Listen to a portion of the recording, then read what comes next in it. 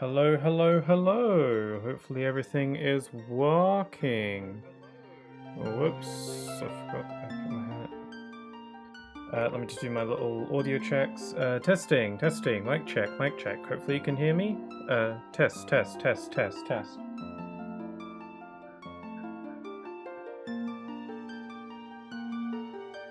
Checking, checking, mic check. Testing, mic, blah, blah, blah, blah, blah.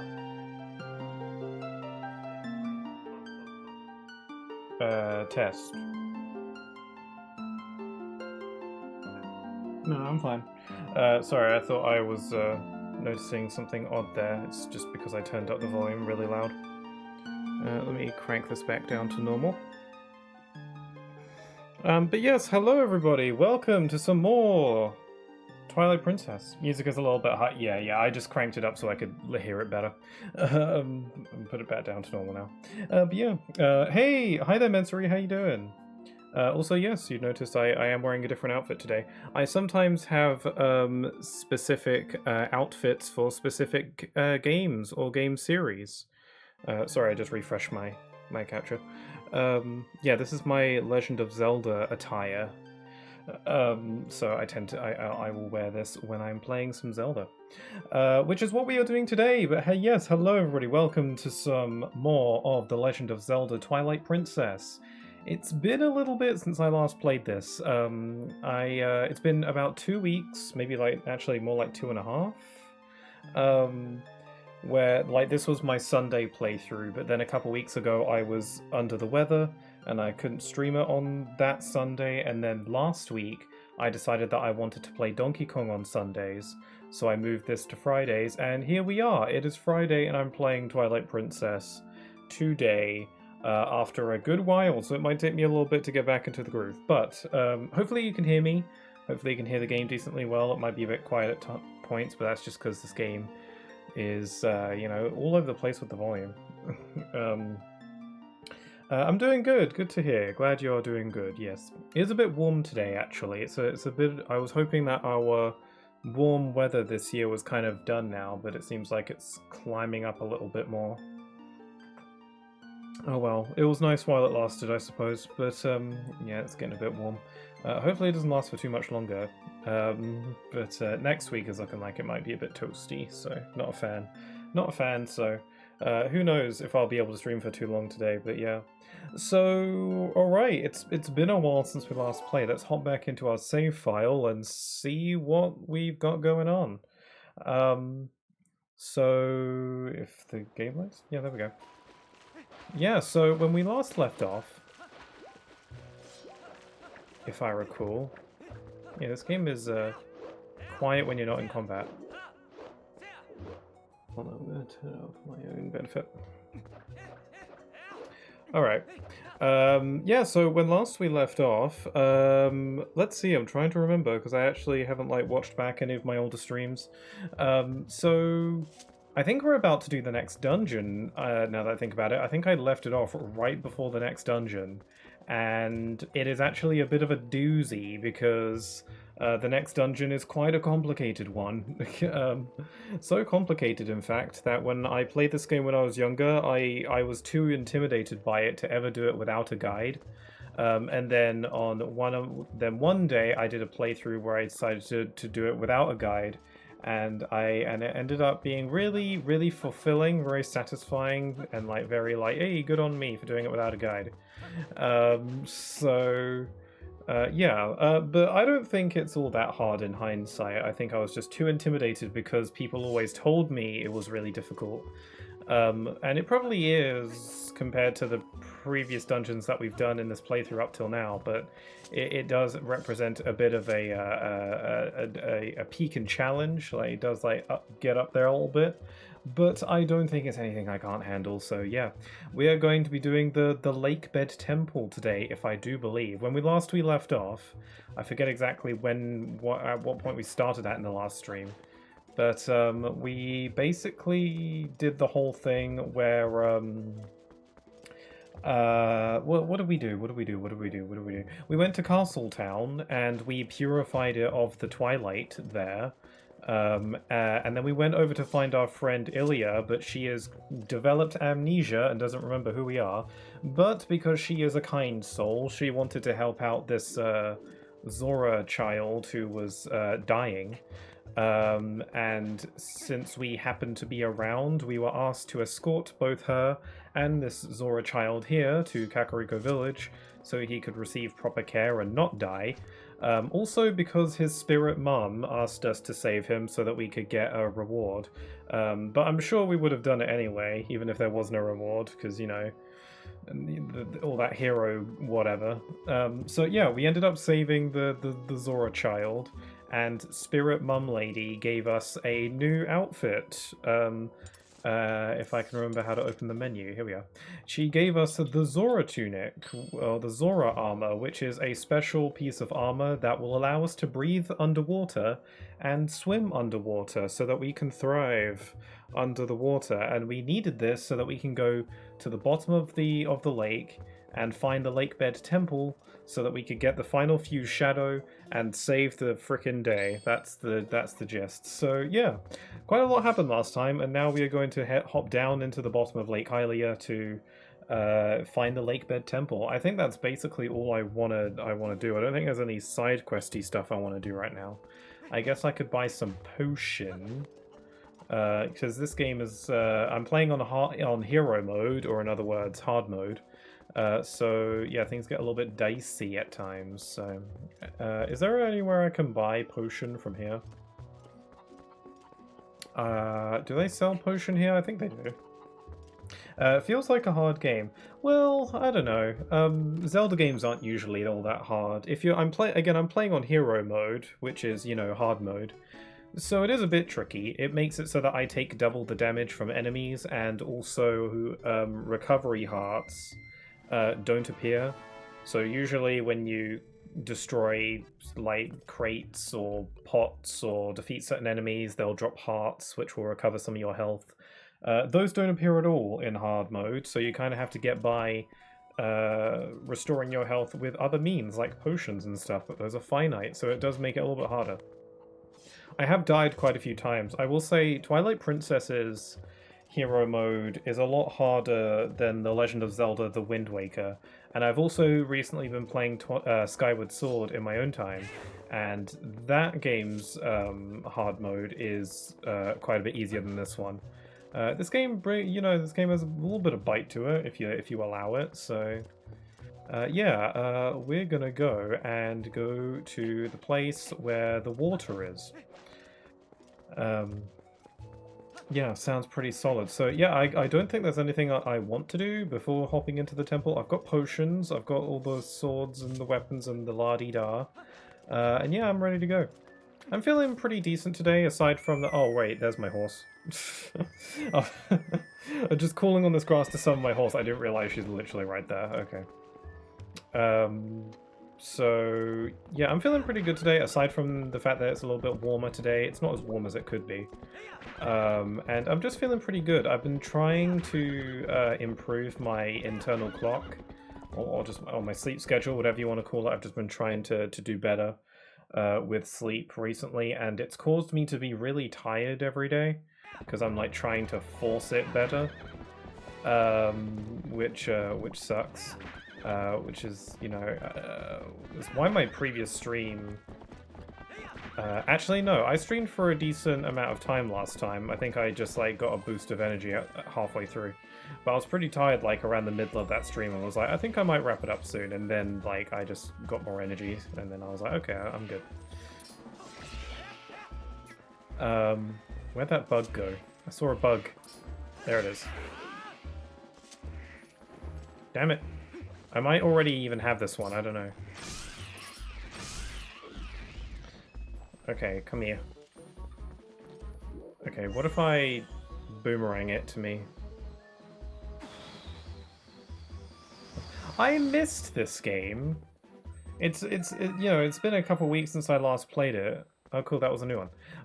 It's been a couple weeks since I last played this game. I missed it. I missed Twilight Princess. It's you know, been a little bit, and it's nice. It's a fun game. Also, I think I'm going the wrong way. I don't have my minimap up. That would help. Yeah, this is a very fun game. I like it. It's apparently not good enough to warrant porting to the Switch, apparently, but another thing that I've noticed is that I've mentioned it in previous streams when I'm playing this on the Wii U, by the way, in case that wasn't clear. I've mentioned this when I played other Wii U games on stream, where my Wii U doesn't always work. Particularly it has trouble turning on, just literally just switching on. It sometimes just doesn't do it. Like I'll press the power button and instead of the light glowing blue to indicate that it's on, it just starts flashing red. Like it's red by default, and then if I press the button it just flashes red, which is, you know, and then it just doesn't turn on. So but it's really inconsistent. Sometimes it does that, sometimes it doesn't. It's very odd. My Wii U's kind of old, and I don't really care enough to like get a new one or fix it because so many of the Wii U's notable libraries on the Switch now, except for this game. Hence why I'm playing it. For as long as I've been streaming Twilight Princess, so this is like what, like stream number 4 of this playthrough. Every time I've streamed Twilight Princess, it's actually consistently turned on with no problems. Which is actually the same as when I was streaming the Wind Waker, I think that was last year. Surprisingly, like, the Wii U's fine. The Wii U seems to be pretty happy to turn on if I'm playing Zelda, so that's funny. When I was playing Paper Mario Color Splash earlier this year, it was like, it was a little bit all over the place. And it was really annoying. But no, Zelda seems pretty happy with. I think my Wii U is conscious of the fact that Zelda is like where most of its use is. Because, you know, at least until Twilight Princess and Wind Waker eventually come onto the Switch, and I really hope that does happen at some point, this is all my Wii U is really good for, so which is seems kind of harsh, but it is the truth of the matter.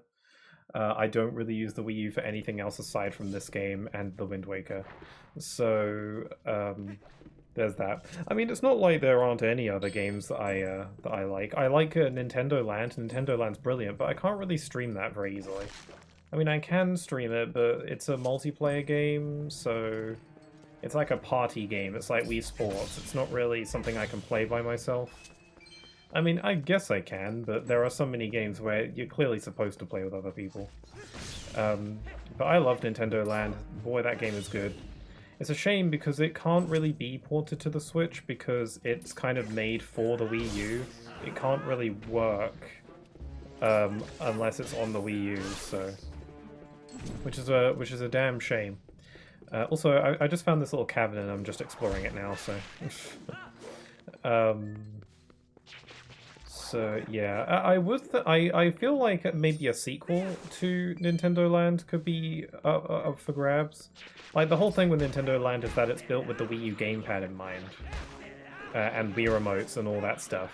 They don't have to make like a port of Nintendo Land. They could just make a new one, like a sequel, one that uses the Switch's features, because that way you can have the same kind of vibe and like personality and stuff like that, but it's just for the Switch. And I think that would be fun, and I'd like it, and I like Nintendo Land a lot, but you know, it doesn't really work without the Wii U. And you know, what do we get instead? Like, I feel like Nintendo Land is one of the best, when it comes to console launch titles, there's always like a bunch of different kinds of launch titles. You've got like the gamer's game, but then you've got like the silly little like fun party game where the purpose of it is just to show off the console's features while having like a fun little party game to play. And I feel like Nintendo Land is one of those games that's, you know, up there with Wii Sports and stuff like that. I feel like Nintendo Land is like my favorite of those, at least for Nintendo systems, because Astro's Playroom is quite high on that list as well. Oh, Heartbeats. Yeah, I think Nintendo Land is one of my favorites when it comes to Nintendo systems of, like, you know, those Mii games that are meant to, you know, emphasize the console's features. I like them a lot. And Nintendo Land is probably my favorite personally. And they haven't been able to make one that's better than that. Like, what did the Switch get? 1-2 Switch? Which I never played, but I both heard that it was lame, and I can also back that up with the fact that I can see things with my eyeballs, and I could see that it was kind of lame. Definitely not as good as Nintendo Land or even Wii Sports, so yeah, that's lame. And then what the Switch 2? The Switch 2 got... I don't know. Did the Switch 2 get like one of those like fun little Nintendo-y show off the features kind of games? I guess Drag X Drive, but that isn't even out yet, so it's not really a launch title, is it? Maybe I'm forgetting. Oh wait, no, I'm sorry. It had Nintendo Switch 2 Welcome Tour, didn't it? Yeah, in some ways that's even more lame than 1-2 Switch, but I think it is also kind of cool as well. I mean, the main problem with that game is that you have to pay for it, and it's not bundled with the system. Then again, I don't know if 1-2 Switch was bundled with the system either. I don't really know. I didn't have it. Also, I'm running out of lantern oil. That's no good. I'm gonna have to, like, just go in the dark, you know. Feels like these caves were made because it's like, oh crap, we have no real purpose for the lantern outside the beginning of the game. So we gotta make some of these caverns to get use out of it. But yeah, Welcome Tour is a bit of a yikes game, isn't it? I did not get it because boy do I not care. Like if I want to know what my Switch 2 can do, I can just play it, and there we go. Yeah, lame, very lame. Would love a Nintendo Land 2 is what I'm saying. Although I think the odds of that happening is very low. I hope the volume's okay. This game can be a little bit hard to predict how the volume is on the game. Like the game's generally fairly quiet, but then in combat it gets really loud. Like the sound effects for combat are quite loud, so it's a little hard to predict. I was supposed to be going to Lake Hylia, by the way, but I got kind of distracted. I'm looking for treasures, all that good stuff. That's what this game's all about, you know, it's part of the fun. You get sidetracked and you go all kinds of ways.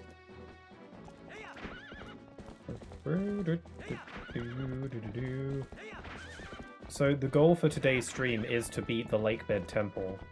And I think that's pretty doable, although the Lakebed Temple is quite a bit... I feel like the Lakebed Temple is a bit longer than most dungeons in this game.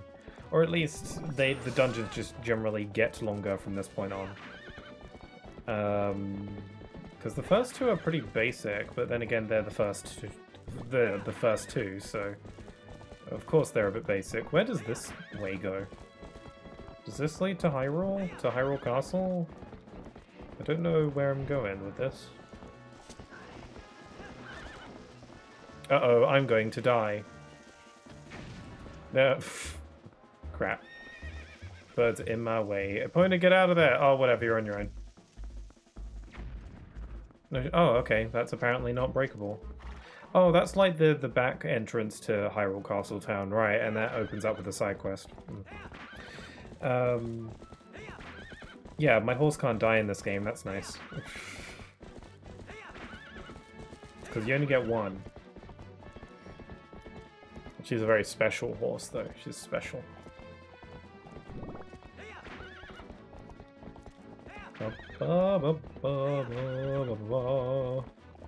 Okay, there's Lake Hylia. Fun. Okay, cool. Also, there's all sorts of stuff going on here. There's more monsters. Look at him coming. Look at him coming up.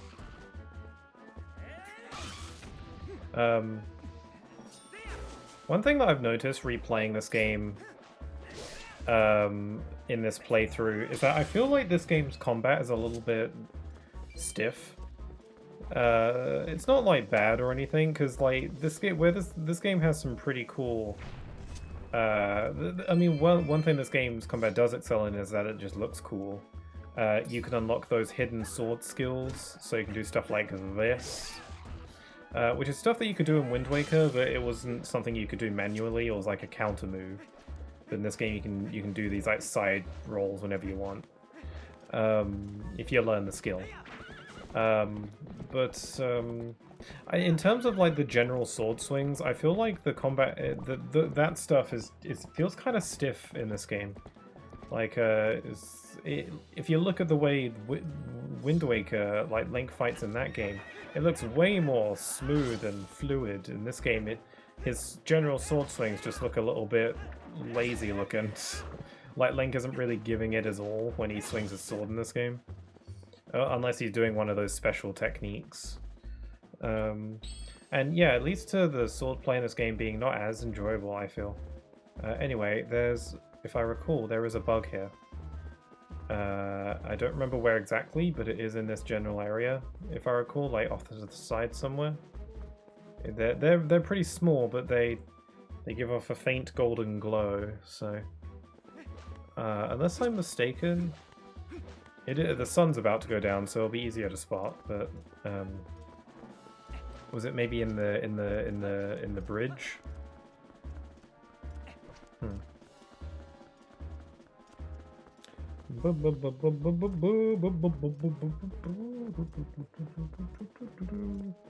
I swear there is one here, unless I got it already. I mean, if I got it already, it'd still show up.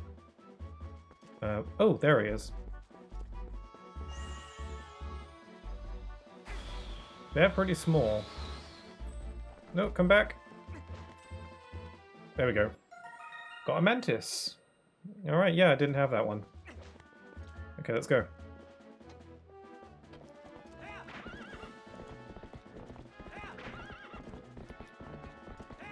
Okay, how do I get down again? Oh, I can go down from the chicken minigame. I mean, you can zoom out the camera pretty far, huh?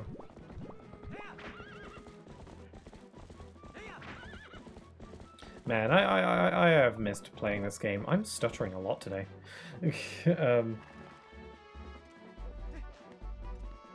is a good Zelda game.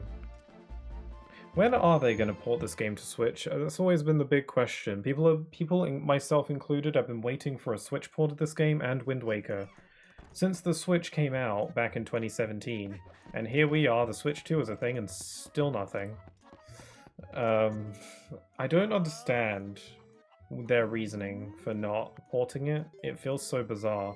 I think the main like producer, director, whatever of the Zelda series mentioned at one point in an interview that he, in hindsight, does not really like the old Zelda formula. I think that's something he said at one point, where, or at least he feels like the new Zelda formula, like the open world Zelda stuff, is just makes the new stuff obsolete, basically. And I kind of get it, but I don't exactly agree with that. I don't think it makes... I think the old formula still, you know... I get how the old Zelda formula can seem kind of dated at times, but I feel like it still offers something that the new formula can't bring in every way. I don't know, it'd be nice. You know, you got to innovate on it instead of just, you know, abandoning it entirely. And, you know, the new Zelda formula does have aspects of the old one, but still. I'm going to heal up at this fountain first. Yeah, it's a shame, but, you know. But still, that seems like a silly reason for not porting these old games, though. Like, there's like easy money to be made here, because if you ported these games, God knows people want it. And people will pay for it, and I think in a perfect world, Nintendo releases Wind Waker and Twilight Princess as like a combo pack with the two of them bundled together. But knowing Nintendo, they're probably, you know, they're going to be selling them at full price separately. But people will get them. People will get them. I'll probably get them. I might wait a bit, maybe. Because, like, I'm playing Twilight Princess now on the Wii U, so if they release Twilight Princess, like, in another week or two on the Switch, I wouldn't get it right away because, well, I've just played it, so I'd probably wait a bit, and then I'd probably be able to get some kind of... find it on a sale, maybe. But, you know, people want it, so I don't get why. It would be relatively simple. Like, the games have already been remastered for Wii U. You wouldn't even have to change much, just pop them on the Switch. Easy peasy, there we go. Anyway, the Lakebed Temple is right down here, so we need to put on our new swimming duds so we can go down there. Here we go. This is pretty cool. I found, like, water temples in Zelda games have a bit of a stigma, if that's the word I want. I don't really know what that word means, I've just heard it, and it feels like it fits this scenario quite well. I do that with a lot of words. Yeah, water temples feel like they have like a kind of a reputation for being really complicated and difficult, and I feel like that's just. I think the water temple in Ocarina of Time, actually no, Majora's Masks is pretty infamous as well. Maybe there is sense to that that take. Yeah, I don't think this temple is quite as irritating as those two though. I think the thing with Ocarina of Time is that it's really easy to get lost. Oh, I don't have any water bombs. That would help. Whoops. That's why I was at Kakariko Village. I was supposed to buy water bombs. For some reason, I didn't do that before entering the previous stream, because I was like, I'll probably remember. Yeah, spoiler alert, I did not remember to do that. So that means I wasted my time coming all the way here. And I've got to go back to Kakariko Village, get water bombs, and come back. Okay. That's not fun. Okay, let's go then. I'm just gonna go straight there and straight back. I'm not gonna get distracted by rocks and stuff. If I do that, it shouldn't take too long. 5 minutes maybe to get there and back. Well, maybe 10. Assuming I don't get distracted. But this is me we're talking about, so. Yeah, Ocarina of Time's Water Temple. I think I haven't played Ocarina of Time that much, to be honest. I played it twice. Once on the GameCube version and once on the 3DS version. 3DS version was way more pleasant. Yeah, I think the thing with Ocarina of Times is that it has you messing around with the water levels, where certain parts of the dungeon are inaccessible unless the water is at a certain level, and you have to switch it, and you can only do that at specific areas. And it can be really difficult to get lost because of that. And I think that's mainly where Ocarina of Time's Water Temple gets its complexity from. And then Majora's Mask, I've only played Majora's Mask one time on the 3DS, and I used a guide for that dungeon because going into it I knew it'd be difficult. I think that dungeon is, I think it's a mixture of water levels, but it's also got like water currents, and making the water flow in one area or the next, and keeping track of where the water's going, and blah blah blah blah blah blah. Stuff like that is what makes that dungeon complicated. In this game, it's a little bit like Majora's Mask, but it is way more simple than that, I imagine. In this game, it's basically you can basically have the water flow in one area or the other, and it's like if there's a room that's inaccessible because of the water, then just flip it to the other side. Like, there's only two ways the water can flow, either one side or the other side, so it's just kind of like, if you can't go somewhere, then try putting the water there, and if it doesn't work, then try the other way. You know, usually my game plan for Zelda dungeons is, which way is Kakariko Village again? I think it's this way. My usual game plan for dungeons is to go into the dungeon, go into every room, do anything that I can there, open every chest, and then if I get to a point where I don't know where to go next, just check my map, look for rooms I haven't been in yet, and if there's a room that I haven't been in yet, go to that room, do whatever I gotta do there, and rinse repeat until I win. If you keep that formula going, then you're pretty golden.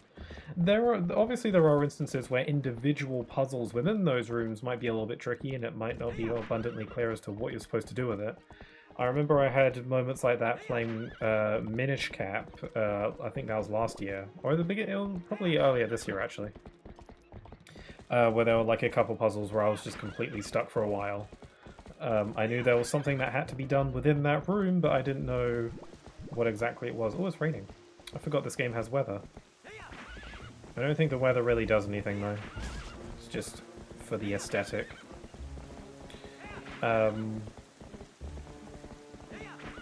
Man, the rain's quite nice, actually. The sound of it. Ow! Arse.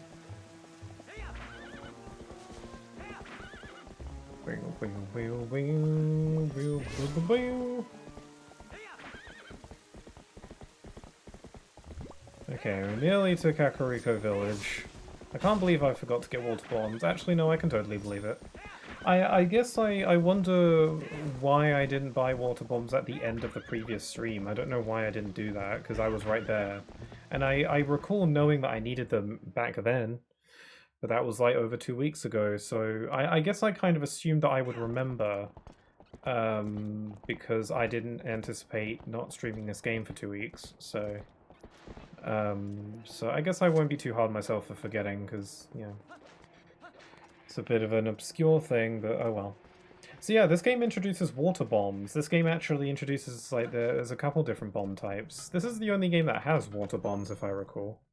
There might be some Zelda games where bombs are just universally work underwater or out of water, but this game has specific bombs for that. What I find funny about water bombs in this game is that water bombs actually do work outside of water as well, and when they're outside of water, they work just like any other bomb type. You can even use them as bomb arrows. The water bombs can literally do everything regular bombs can do, but they also work underwater as well, so in that sense they kind of make regular bombs obsolete, do they not?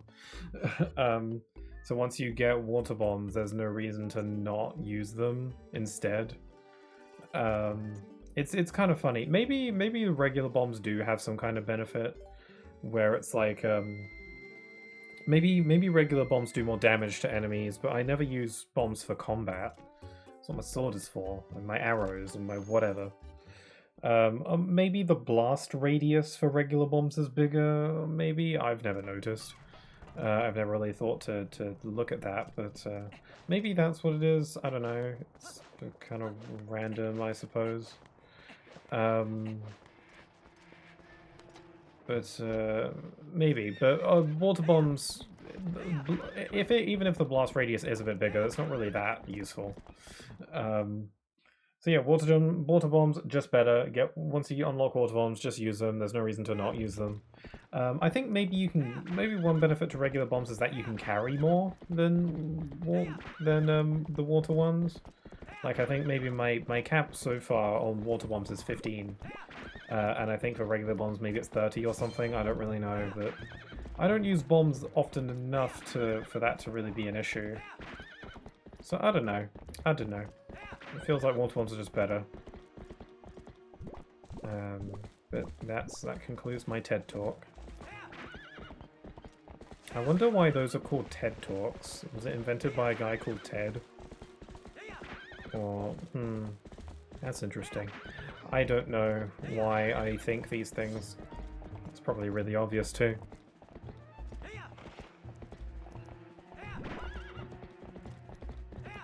Anyway, now I'm ready to do the dungeon. I got all the way there and I didn't have what I needed. I even was like, oh, okay, I've got all my swords, I've got all my weapons. I even did like a little mini checklist before leaving Kakariko the first time, and I still didn't clock onto the fact that I needed water bombs. I knew where I was going and everything. Whatever, it's fine. I'll cut myself some slack. Still getting into the groove. It just means the entire stream up until this point has just been me riding on a horse. On the plus side, it's daylight now, and I much prefer traveling in the daytime. I don't really like, I mean, well, it's not like I dislike games that have day-night cycles.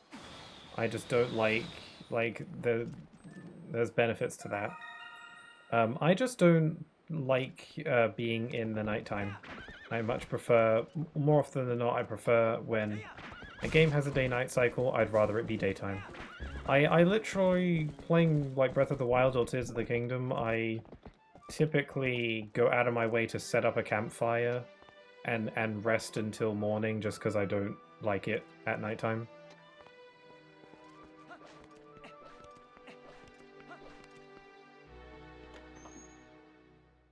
That's something that the modern Zelda games don't have, that music that plays when it becomes morning.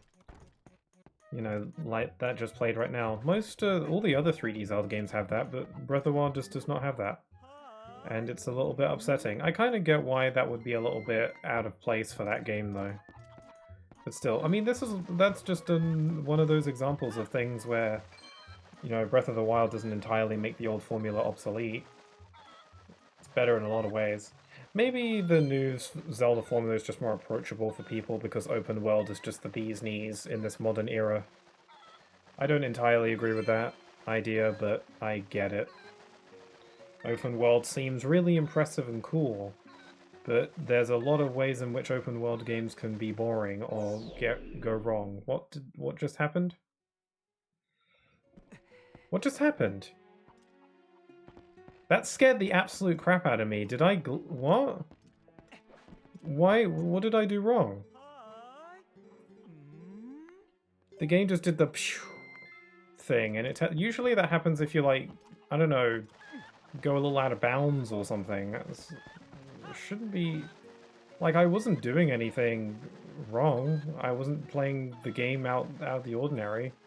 I was just flying. That's what the game wants you to do. Why did it just say no like that? It's so weird. It scared me because it felt like a glitch, and glitches freak me out. I do have a bit of an irrational fear of glitches in games.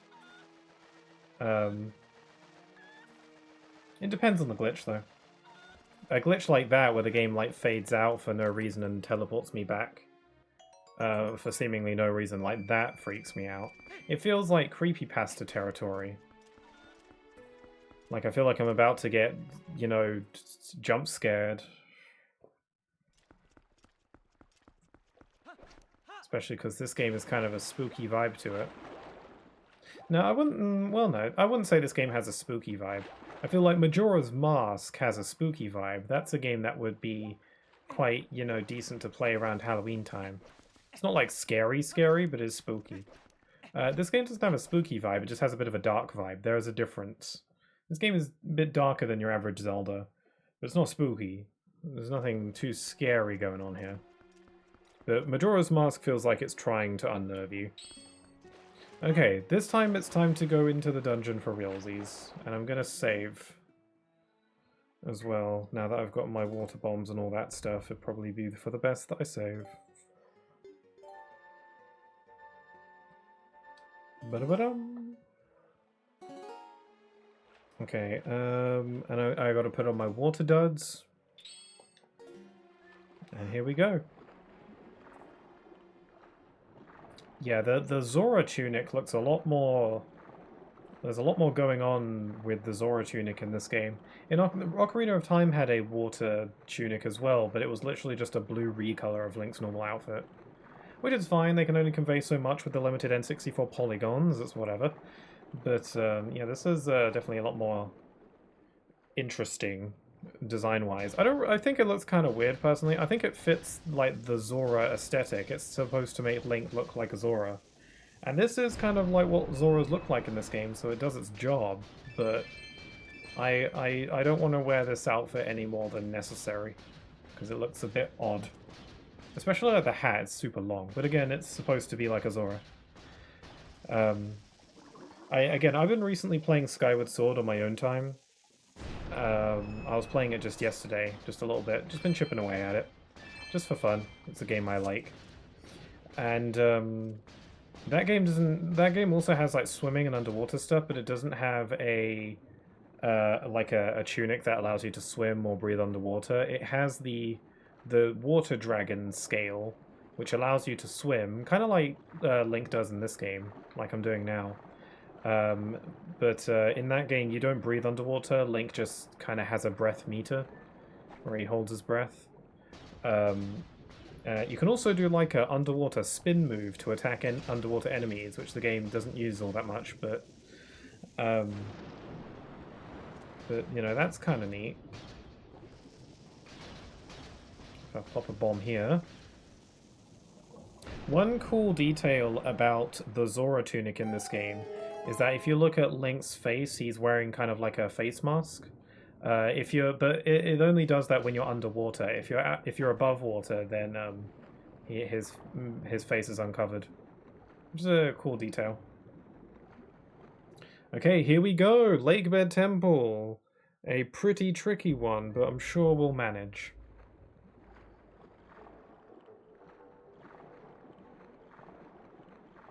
I wanted to name today's stream after the Lakebed Temple, but I wasn't sure how long I'd actually spend here. Because unlikely that this stream will be entirely just this dungeon and nothing else, so... Right after this dungeon is a pretty significant story point, so I think I'll probably have time to get to there, at the very least. And then I think it's the Lost Woods after this, so I'll probably end before the Lost Woods. That's my prediction. That's not like a plan, that's just like what I predict. I think I'll be able to get through, in this stream I think I'll be able to get through the lake bed, assuming, you know, I don't have any hiccups. I'm pretty sure I'll be able to get through lake bed, and then do the story stuff, and then at least like get to the Lost Woods. I don't know if I'll have time to like do the Lost Woods segment. I don't think it's a particularly long segment, but it is there. And then I think that'll be this stream. That's my prediction. So we'll see how that goes. Okay, so here we are, Lakebed Temple. It's yes. Bit of a head scratcher, or at least it certainly felt like it. I was just radically intimidated by this dungeon. Oh cool, they give me a water bomb top up.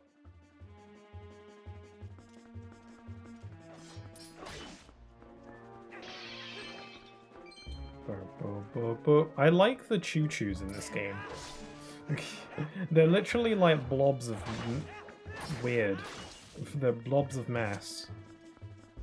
Because like choo-choos, monsters in the Zelda series, like there are many reoccurring monsters in Zelda, but because a lot of the Zelda games have a significant art style shift, the monsters usually take on different appearances, like radically different appearances, and these are what choo-choos look like in this game. They're just blobs, really, and nothing else. In other Zelda games, they usually have eyes. Like googly eyes, and they're kind of cute. I like the Breath of the Wild choo-choos the most. They're cute. Whoa, that's treacherous.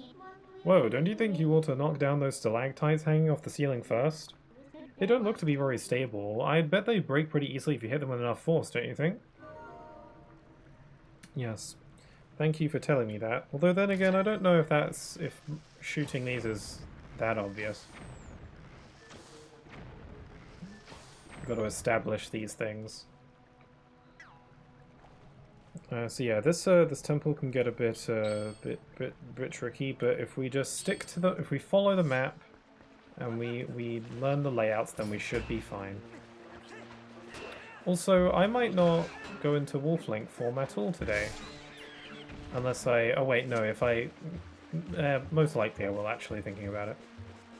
I might forget to change because I haven't done that in a while.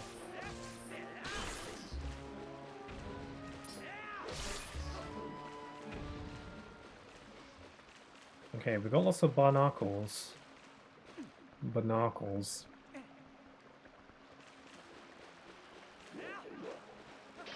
What's the dungeon item for this dungeon? Oh, now I remember. It's the claw shot, isn't it? It's the hook shot, but with claws.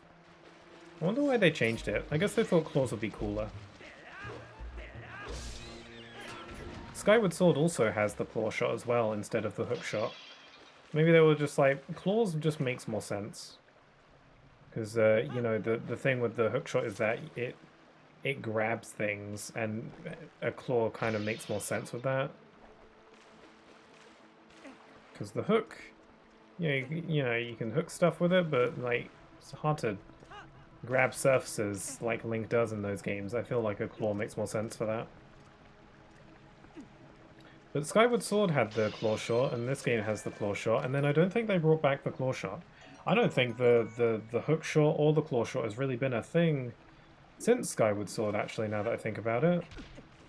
Outside of re-releases or remakes. I don't remember. Did Link's Awakening remake have the hook shot? I don't even remember if that game had it. I think it probably did. Most likely.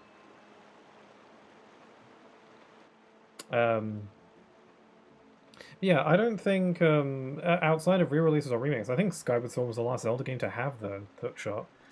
Unless there was, like, outside of maybe like spin-offs, like Hyrule Warriors, because that came after Skyward Sword, and that has the hookshot in it, but that's a spin-off, so it's not even made by like the Zelda team, so I feel like that doesn't quite count to what I'm talking about. Because like Breath of the Wild pretty much scrapped all of the usual Zelda items. It has the bow and arrow, but that's more of a weapon than like an item for puzzling. It does have puzzle applications, but it's primarily a multi-tool. It doesn't have the hook shot. It has bombs, I guess. It has boomerangs, but again, that's more of a weapon. No, the usual dungeon item situation is not a thing. They give you all the quote-unquote dungeon items right at the beginning of the game, and they're like, go nuts. You know, I just kind of miss the old Zelda formula sometimes. I would really like for them to port some of the older Zelda games onto Switch so that we can, you know, enjoy this older Zelda formula a bit more, and it's easier to go back to those games. Because, I mean, obviously Wind Waker and Twilight Princess isn't obvious, but there are some Zelda games on the 3DS in particular that I would really like on Switch. Ocarina of Time and Majora's Mask 3D I would love on Switch. Very, very much. A lot. And then... But then I also really want A Link Between Worlds. I haven't played that game in years. I had it on the 3DS and I was way into it. Like, I love that game. But I haven't played it in years because I don't really feel motivated to dig up the old 3DS to play it. I'd much rather have it be on the big screen. So I'd love it to be on Switch, but they don't seem interested in porting old Zelda games for some reason, even though I feel like it's relatively easy money. I don't know. I mean, game development is never easy. Even remasters is still a lot to consider, you know? You know, game development is never that easy, you know? There's always something. But relatively speaking, it would be easier than making a new game. Oh well. I still got to play Echoes of Wisdom though. That's like the new 2D Zelda game. That's actually like original, except that it stars Zelda instead of Link. Also, I think our favorite little weirdo is over here. Phew! Free at last. Gracious, you're that nice fellow who helped me out the other day. How nice to see you again. Well, now that we found each other again, let's stick together for a bit, I'll be right with you, so if you want to warp out, just let me know. I like how after the first time you encounter Uku, Link doesn't do like the disgusted face anymore. Like he's kind of used to her weirdness. I don't think I'll ever be used to the weirdness. She would give me nightmares. I mean, I think what balances it out is that she's really friendly, but still. Oh god, I can't do anything in this place without the water.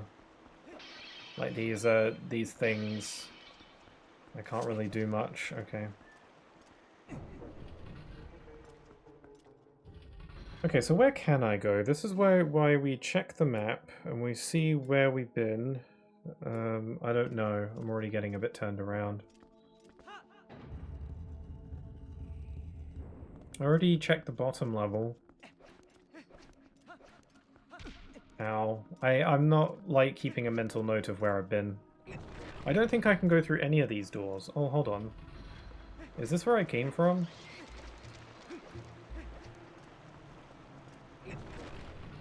No. This is new. Okay, cool. We just gotta find a room that I haven't been to yet and do stuff there, and then we'll progress. That's the trick.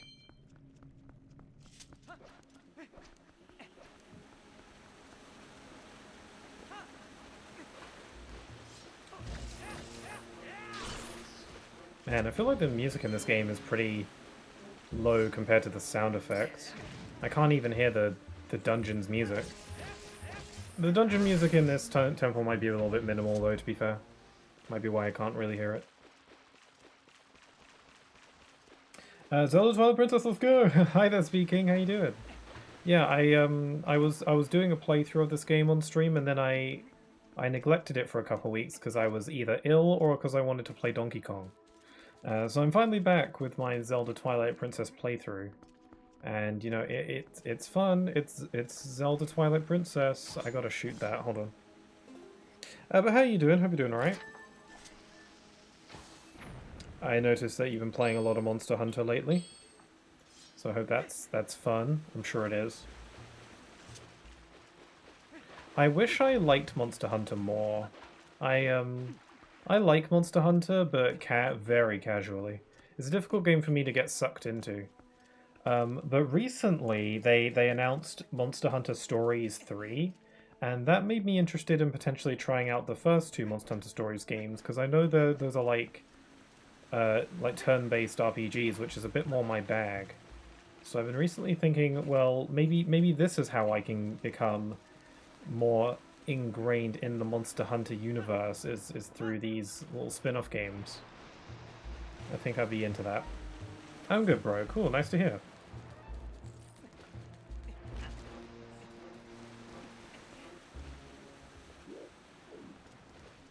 Hopefully this is a key. I could really use a key. Or you know, the dungeon map would be handy. Yep, it's a key.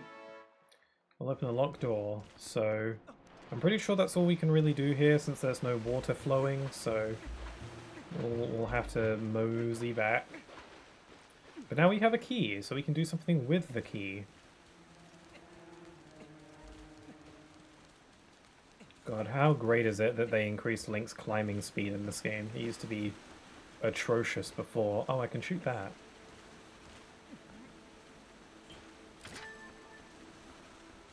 Can I aim at that from here? No. There we go.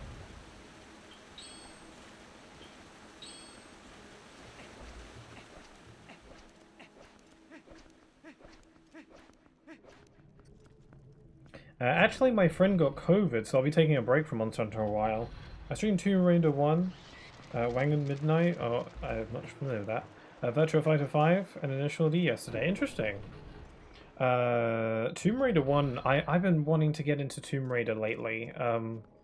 Because they remastered or remade all the games, and I've had those collections on my wish list for a while now, and I'm just trying to find a good time to play because I've never played a Tomb Raider game before, and they look like fun adventure games, kind of like Uncharted, but maybe a bit more primitive. Well, not primitive, but like a. You know, they're like mostly PS1 games, right? So I can't expect like crazy high quality you know, maybe a little bit like old school clunky, you know. But I think like that kind of is what looks fun to me. So I've been meaning to play Tomb Raider, and I'd like to stream those actually. I think that'd be really fun. Don't know if anyone would be interested in that, but I've been meaning to. It's on my to-do list. I haven't updated my stream to-do list in a while. I guess not much has really come up lately.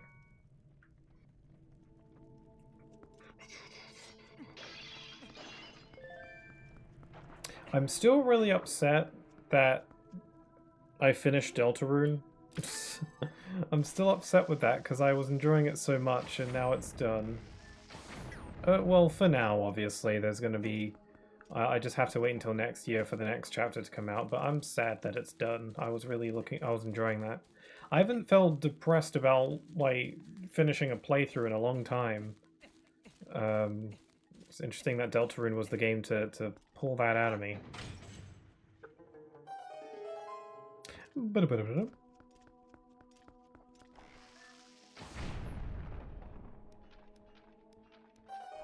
I feel like I should just keep my bomb arrows on all the time. Ow. Just play Tomb Raider Remaster, looks better and has modern controls. Yeah, I think the remastered version is definitely the way to go. Like it's all I can get it on my PS5. It seems to go on sale pretty regularly, so I just gotta find a good time to scoop it up, you know. But I think I'd enjoy it. Yeah, it looks like fun.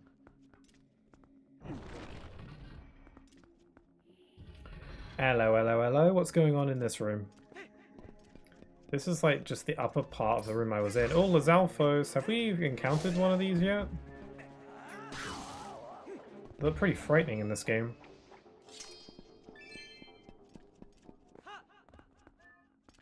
Okay, so I just want to cross the room. Was this a good idea? Also, there is a bot in the chat. Your name is Downward Adventure Pie, which is an interesting name for a bot. Unfortunately, you are still a bot, so you must be eliminated. You must be de-resed. Again, I am more than happy to strike up a conversation with a bot, but you gotta say something more interesting than buy free followers. Well, that's a bit of a oxymoron. Is that the word I want? Can't buy things that are free. Dedoy.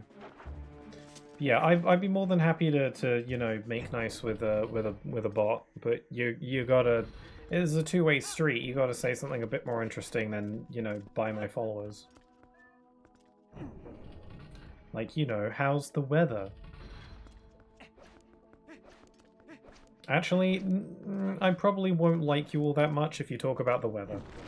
There's a reason why, you know, nice weather today is like the cliche, boring conversation topic that's really awkward, you know? Because no one cares, except for my parents for some reason. Maybe that's like it's just a thing that comes with age. For some reason my parents bring up the weather a lot. Like, what's that about? I don't really care about the weather unless it's significant weather. Like, I don't care if it's cloudy. I don't care if it's raining a little bit, you know? Unless it's really hot, or if it's like, I don't know, storming or snowing. Like, those are the kind of weather conditions I care about. I don't care if it's cloudy or if it's a little bit chilly. Like, I don't care. Like, not enough to bring it up. Sorry, that was a little bit of a rant I just went on. But I think about that a lot. I think about how, like, you know, someone brings up the weather in conversation, I'm just like, ooh. Again, unless it's significant. Because I understand I complain about the heat sometimes. But that's different. That's like something that affects my day.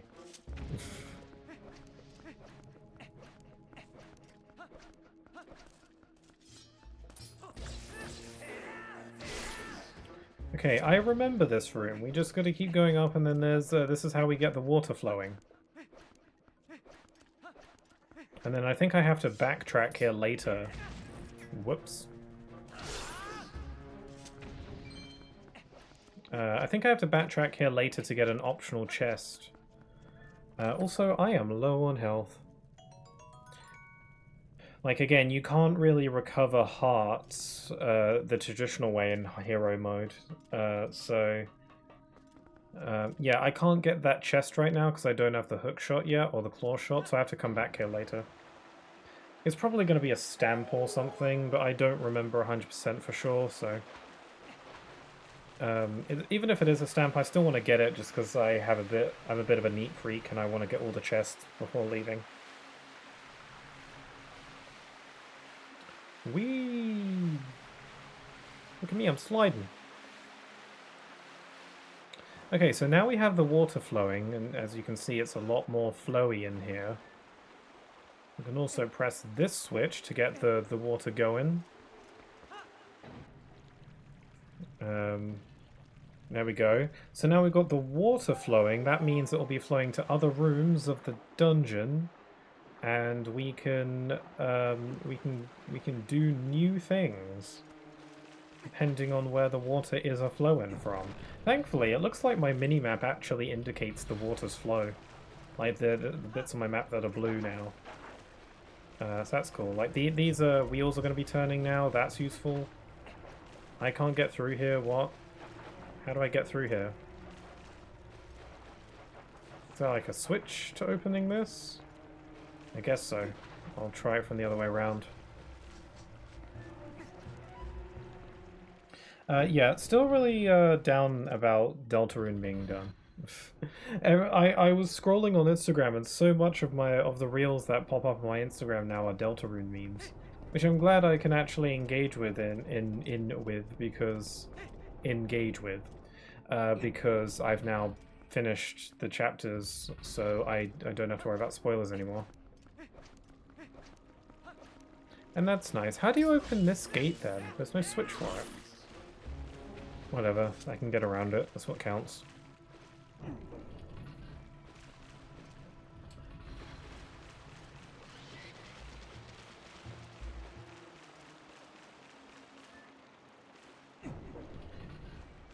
Yeah, I can't recover health very easily because there's no recovery hearts. Thankfully, one thing that this dungeon is helping is that the one thing about the choo-choos in this game is that you know, the little slime guys that I've been seeing. One thing about those is that they also work as potions essentially. So when you destroy them, their goop is just on the floor, and then you can scoop it up with a bottle, and then it just functions as a potion. Which is really handy. So essentially, I'm already full up on potions right now, but I can use one of my potions and then just refill it with one of those red choo-choos. So that's useful. Want a bit of that.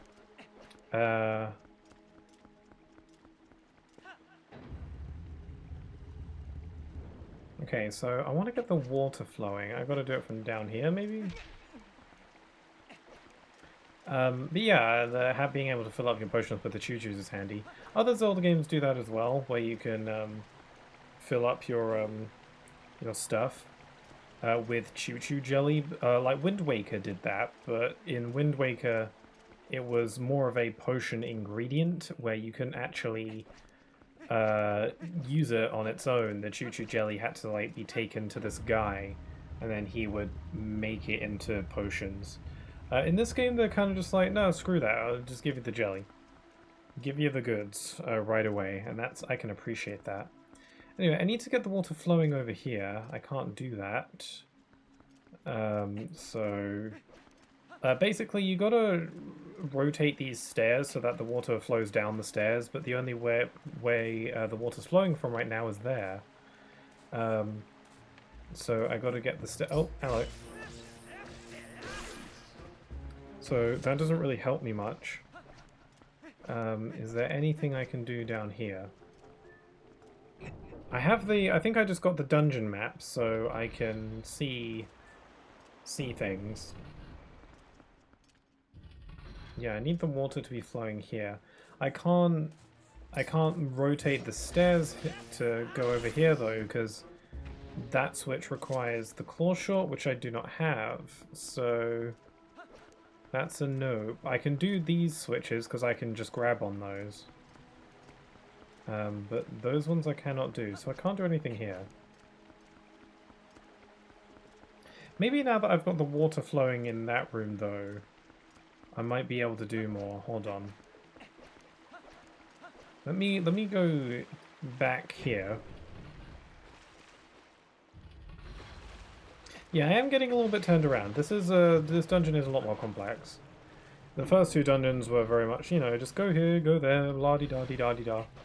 This one is a bit tricky, a bit trickier.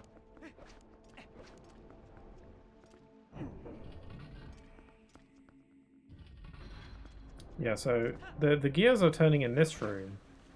That was probably a bad idea because I just took unnecessary damage. If I get hit one more time, then I'll use a potion. Yeah, now that the gears are turning in this room, these bits are moving now, so I might be able to do something with that.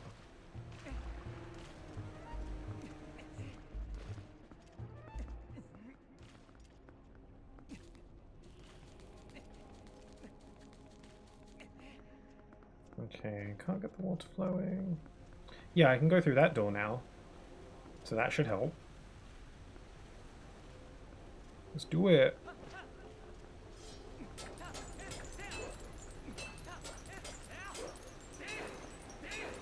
I can go through that door too. Let's go through this one first. I think this actually leads to the boss room, or not the boss room, the mini boss room. Also important. Got a small key. This will open a locked door, but only in this dungeon. Nice. Let's do it. Yeah, judging by the shape of the room on the map, it's circular, so that usually indicates, hey, you're gonna fight some. Well, crap. This was the wrong way. Okay, I think I am supposed to go in that room, but I think I gotta go in from a different way. Hold on. There's that other door. I'll go through the other door, and that probably leads to the same room.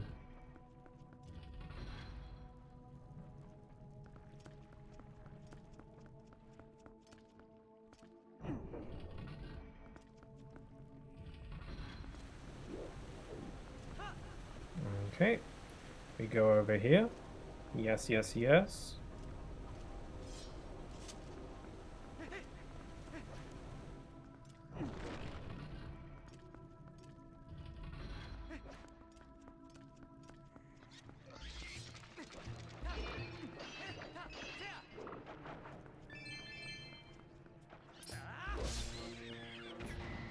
Yeah, those things are very pig-like. They remind me of for some reason the way the noises those things make when they're charging at you. It kind of reminds me of Star Wars, like those pig guards in Jabba's palace. It's a very random thing for me to remember, especially since I'm not even that big into Star Wars. But it's what they remind me of. I played a lot of Lego Star Wars, so that's where a lot of my knowledge comes from.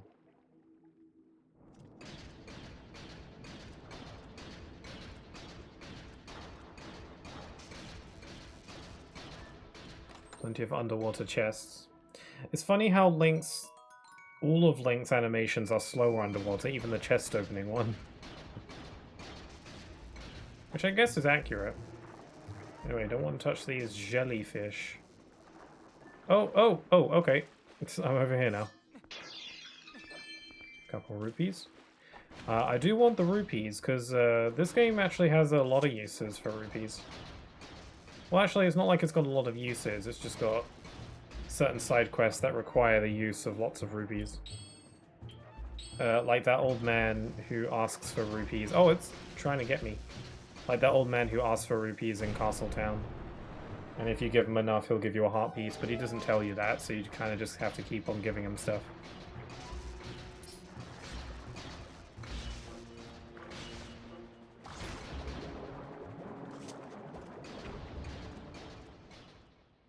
Okay, I think this is boss room situation. I think this is the way we were supposed to get here. Yes, here we go. I should probably use one of my potions now. Because I don't know, this guy could do exactly 2 hearts of damage for all I know, so... Anyway, so you got like these little tadpole guys, and then you look up and it's like, uh-oh! Frogman. Is it Froggy?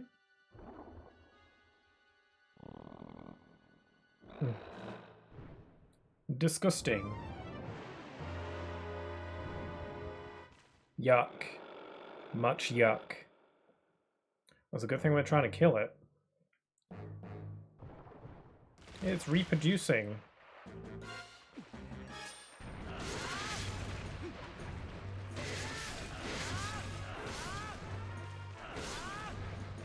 Okay, I don't remember how to kill it. I think I just gotta stab it a bunch. Okay, arrows are no good.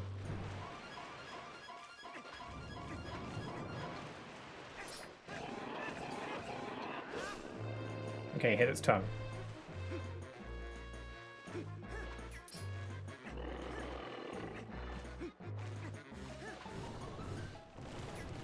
The music is fun.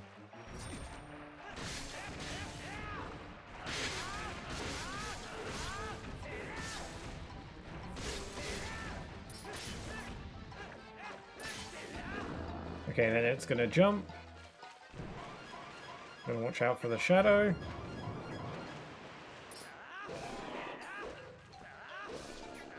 It's like what Ganon does in Wind Waker in that game's final boss, but it's significantly less cool here because in that game it used like the reflection of the water to see where he was. In this game it's just a shadow.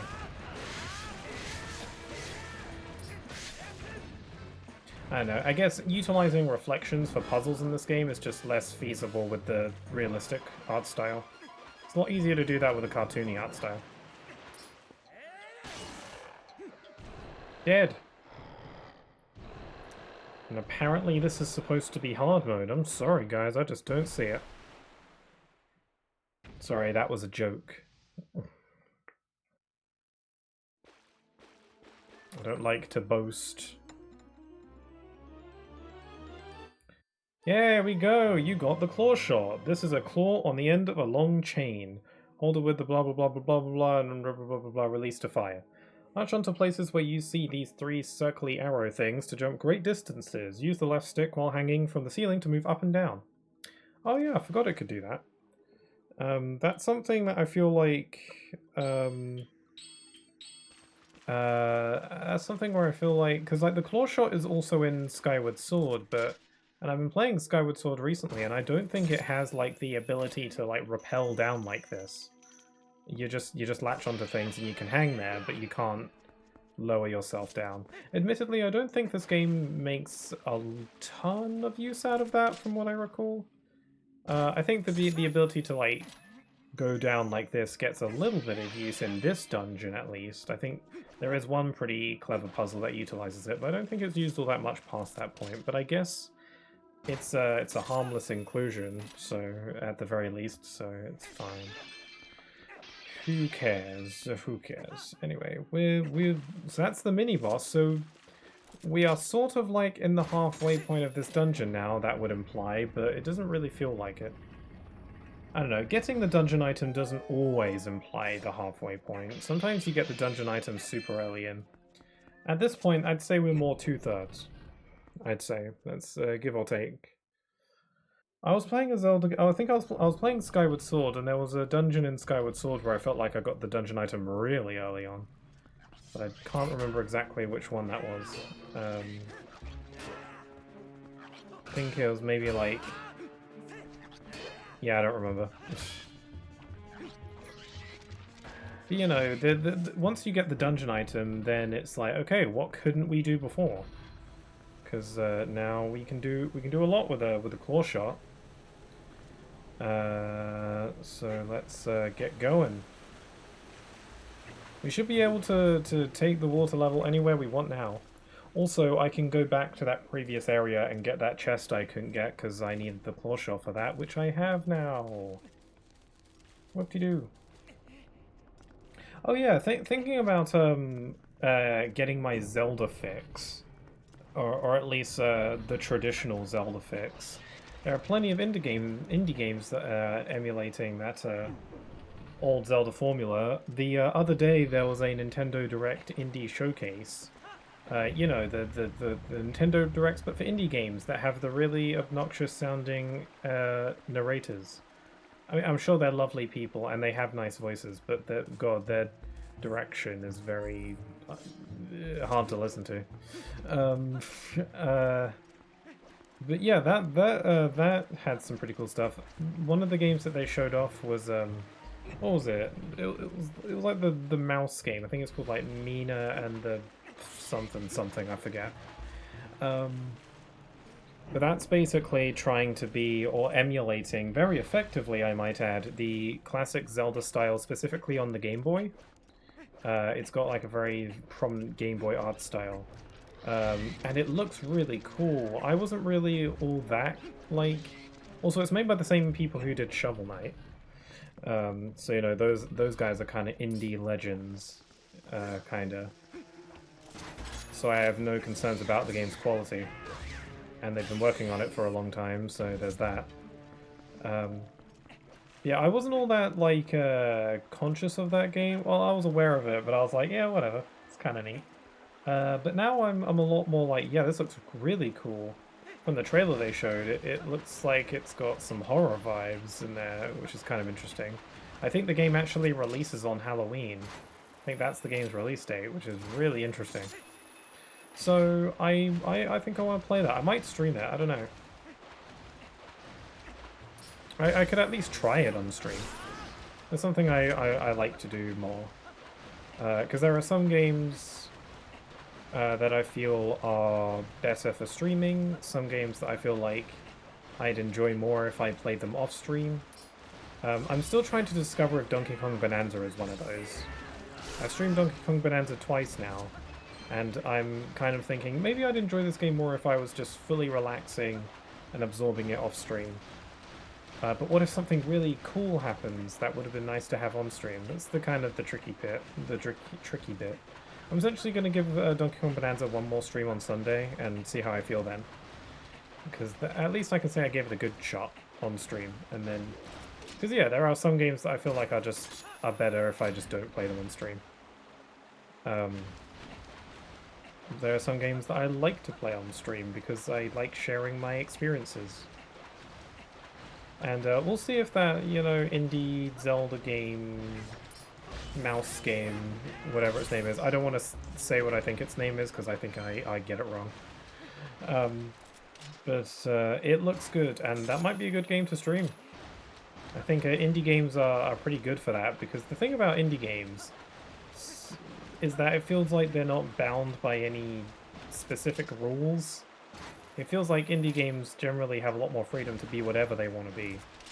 Because, like, with major companies, like using Nintendo as an example, it feels like Nintendo has this... oh god, it really was just a stamp. Nintendo has this, you know, image that they have to maintain. So they can't do whatever they want in their games. They have to think, you know, is this, you know, good for our target audience? Is this good for our bottom line? You know, you can't just have like a Zelda game where it's like, surprise, suddenly it's a horror game. Or like, it, you know, that also goes with the humor as well. I felt that way when I was playing Deltarune, where it felt like this game's humor can be literally whatever the hell the writers want it to be, just because it's an indie game, so they don't really have... there's no, like, under the surface rules they have to follow about what they can and can't include. I'm sure there are to an extent, but it's a lot less so. Like... Zelda games, you know, there's an expectation. I think it's cool that indie games can do whatever for the most part, though. That's what I think is interesting about this. I'm just going to call it the mouse game until I learn what its name is. So I think the mouse game is interesting because it's definitely a Zelda game. It's definitely what it's supposed to be. But it feels like, judging from the trailer, it can do a lot more like bizarre things that you would not find in a Zelda game because it's an indie game, so it can do whatever the hell it wants, which is cool. It's just what makes indie games so interesting. I think indie games are good for streams. I haven't streamed that many indie games. I should probably stream some more of them. Okay, I think there's also a hidden treasure in this room. I think in that chandelier in the center, that has grabbing points on it. It has those hookshot points, so I think I want to go up here. I think this is a heart piece. I don't know why, but this chest specifically being a heart piece sticks in my mind. Yep. Alright, so now that I was able to move this staircase, move this staircase, I can get the water flowing here, which will allow this wheel to spin, which will allow me to enter. So yeah, this is about as complicated as like the water puzzles get in this dungeon. You don't have to think too hard about it.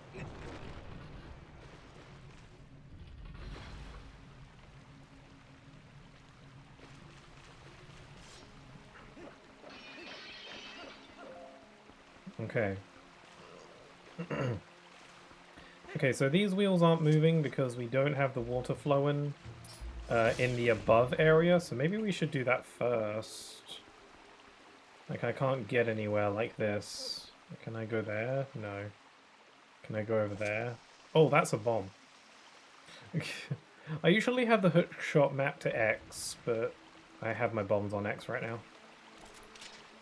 Yeah, I don't think I can do anything here until I get the water flowing, so maybe I shouldn't be here now.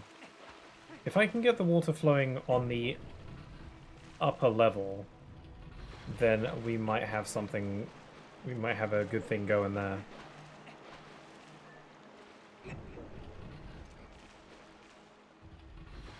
Alright, so we've got to go up. Ouch.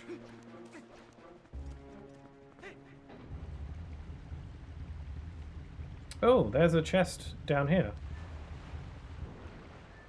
I'll just go grab that now.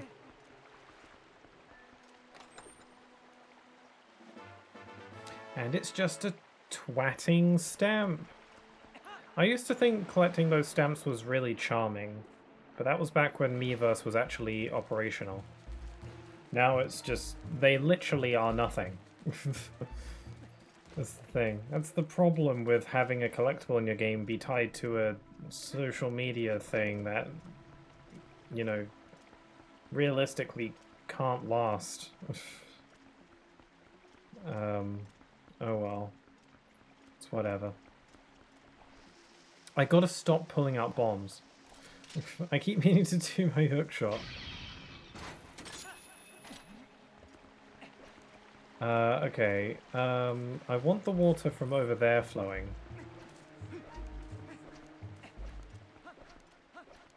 So if we can get the water flowing on this side, then we can really get the run of this place. Oh dear, I cannot do that because there's no water flowing. Okay, I'm confused. So I can get the water going there. What else can I do then?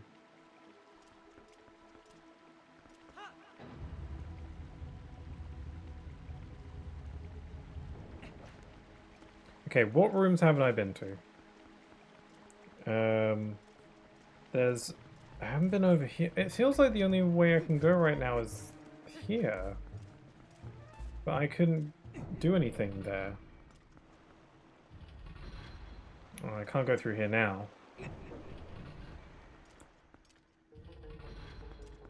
Gosh darn, I'm getting a little bit lost.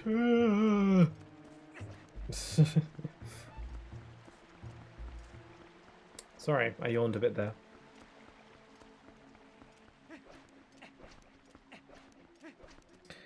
Water temple shenanigans. Oh, hi there, Mitz. What a pleasant surprise. I wasn't expecting you for a to hop by for a Zelda stream. Yes, we are shenaniganizing in water temples, and I'm already getting a little bit lost. But I hope you're doing alright. Actually, you showing up in the chat has reminded me of a topic that I wanted to think about. And that was the topic of, I've heard this term mentioned by people. And I don't know if it's a word that describes me, but the term variety streamer. Because, you know, I am a streamer in that I stream. I stream games, so it is a thing that I do. But what exactly makes someone a variety streamer? What do I have to do to be called a variety streamer? Do I even want to be called a variety streamer? I have no idea. But is that an accurate... Like, what does a variety streamer differ from a regular non-variety streamer? Because I play a lot of... Because, like, I don't... Like, is a non-variety streamer someone who just streams mainly the same game or the same kinds of games? Because I like to stream... My go-to is typically platformers and RPGs, but that's not, like, a rule. That's just... I just like to stream the kind of games that I like, and those are typically the kinds of games that I like, but it's not a requirement. So, by that logic, am I a variety streamer? It's hard to say. Because I'm kind of down to stream whatever as long as I think it's fun. It's just an interesting thought that I had. Is it worth me calling myself a variety streamer? But I don't want to start calling myself that if I technically don't meet that requirement. It's interesting. I've heard talk about how Ocarina, the Water Temple, is difficult to traverse through. Never had that problem when I did. So you've played Ocarina of Time, I assume, based on that statement. I've only played Ocarina of Time once. No, sorry, twice. Once on the GameCube version and once on 3DS. Yeah. I want to play Ocarina again, but I'm hoping they port it to Switch. I mean, I know it's on Switch via the Switch Online, but I want them to port the 3DS version specifically. My husband wondered about that too. Interesting. Yeah, I guess variety streamer is a bit of a vague name, I guess, when you think about it. How do I... Let me get my bomber. There we go.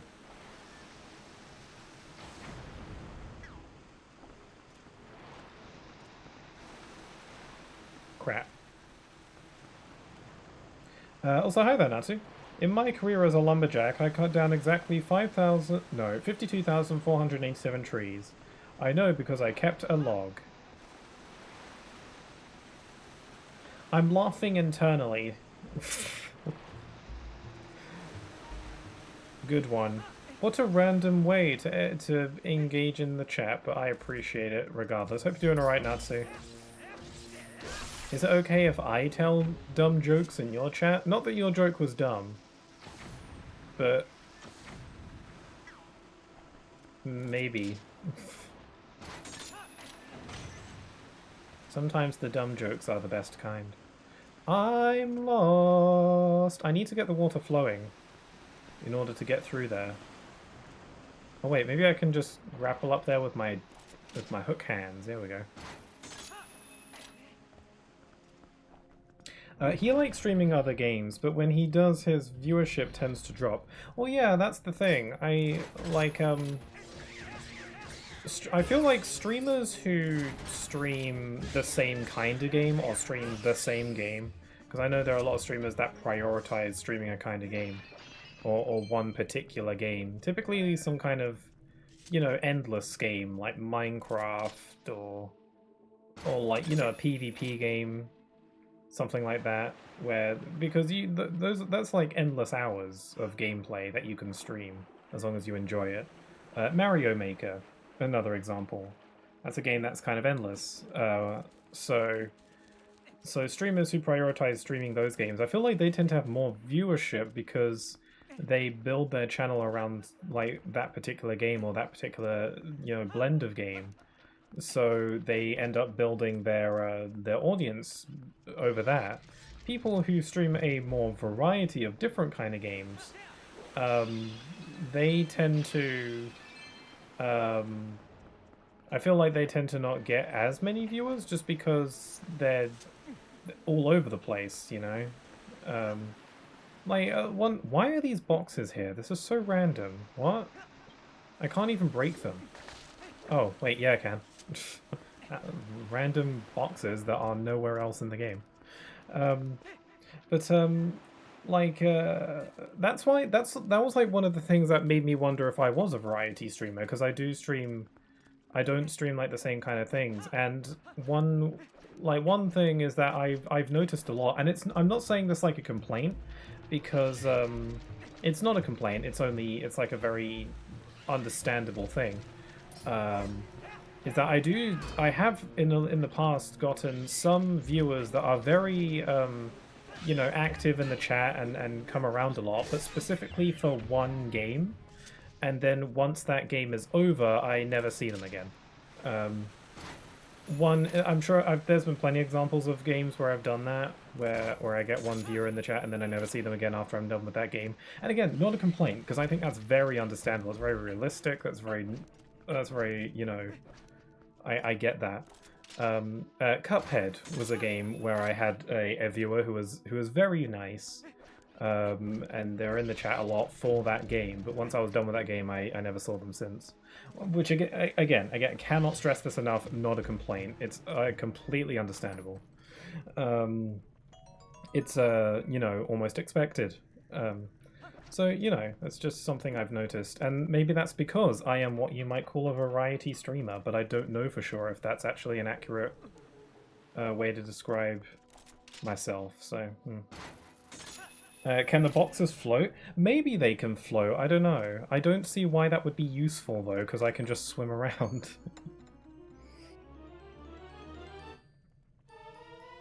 You got the compass. This handy tool will show you where to find objects hidden in this dungeon.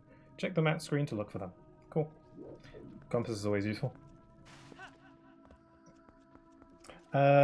Is this the Wii U version? It is the Wii U version.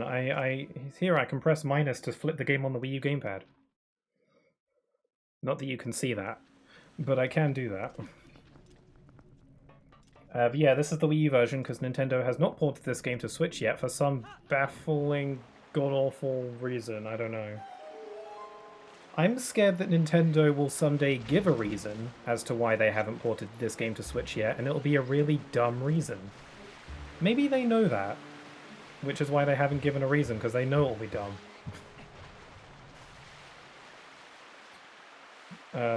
Yeah, I'm playing this on Wii U. He gained traction playing Monster Hunter, Smash, and Mario Maker, but eventually he dropped off playing those because he ended up playing it so much. Yeah.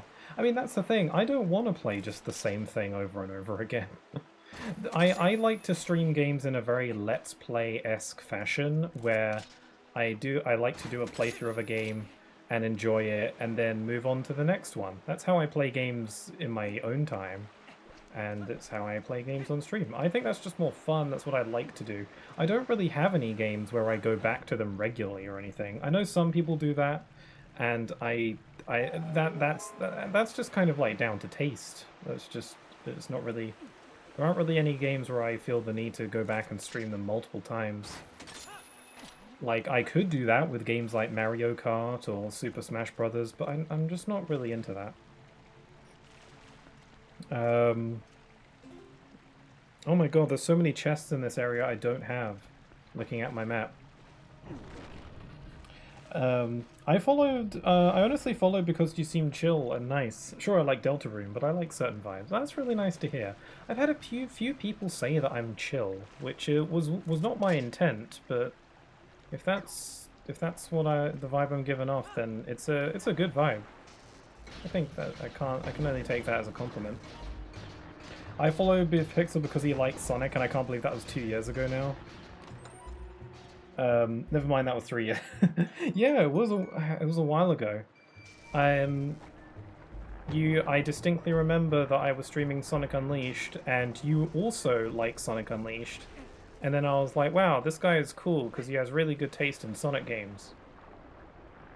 And Sonic Unleashed is still my favorite to this day. There was a point where I was wondering if Frontiers would overtake it, but I like Frontiers, but Sonic Unleashed just hits different. I got a cream cheese ad? Oh, cool. Hi there, Ghost Raccoon. Why can't I ever get cream cheese ads? The only ads I ever get are for frickin' Jet 2 Holiday.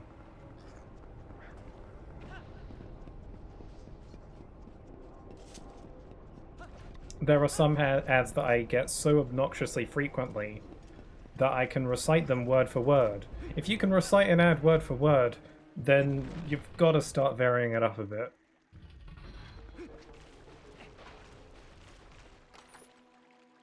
Are you enjoying the game? I am enjoying the game. This is one of my favorite Zelda games. It's not my number one. Honestly, I go back and forth sometimes. My current favorite is Skyward Sword, which is not a very popular Zelda game. It's a very mixed bag of a Zelda game, but I really like it. Probably due to nostalgia, though, to be fair. Skyward Sword was the first Zelda game I ever played, so it's only natural I'd have a particular attachment to it. But I like this game a lot. I considered this one my favorite Zelda game for a good while. I feel like this is probably the most Zelda of Zelda games that you could get, probably. I feel like this wouldn't be the worst Zelda game to recommend to a newcomer. Unless they were interested in a particular one. There isn't really a bad way to start. There isn't really like a bad Zelda game to be your first, really. They're all pretty equal in that regard. I see, I see. Right now I'm craving strawberry crepes with cream cheese. Nice. More water bombs. Oh wait, this is a good opportunity to drink up the chew jelly. Crap, I missed. I've just got a bottle of water. I got a bottle of water.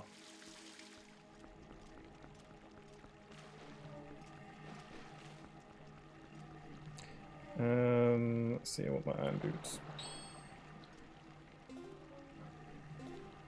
I keep looking at the gamepad to look at my maps and stuff, and it keeps occurring to me that you can't see any of that because it's on the gamepad.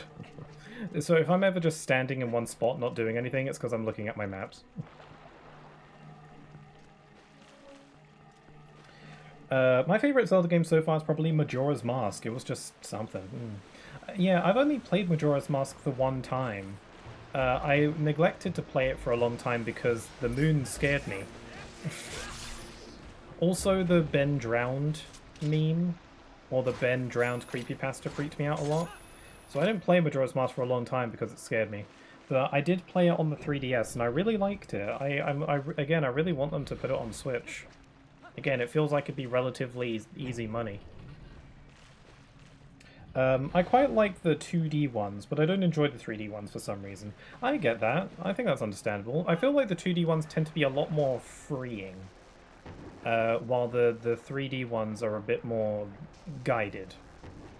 I feel like the 2D ones have a bit more of this open world quality. They're not literally open world, but they have that kind of freedom to it. And you know, there's less things to consider, like 3D movement, so I guess they're easier and more approachable in that way. I think the 2D Zelda game's fun. I haven't played that many 2D ones though.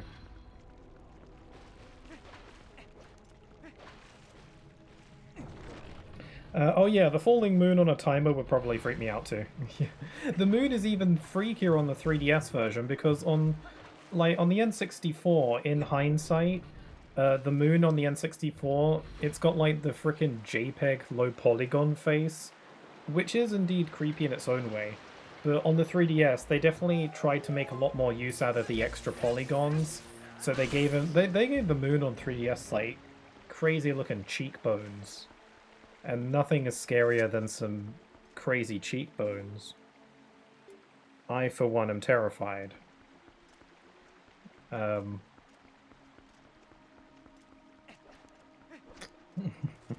like the Minish Cap. Yeah, I played the Minish Cap for the first time earlier this year, actually. I streamed it. That Minish Cap is if I were to describe the Minish Cap in one word, it would be cute. It's one of the cutest Zelda games I've ever played. But in not cute in a belittling way.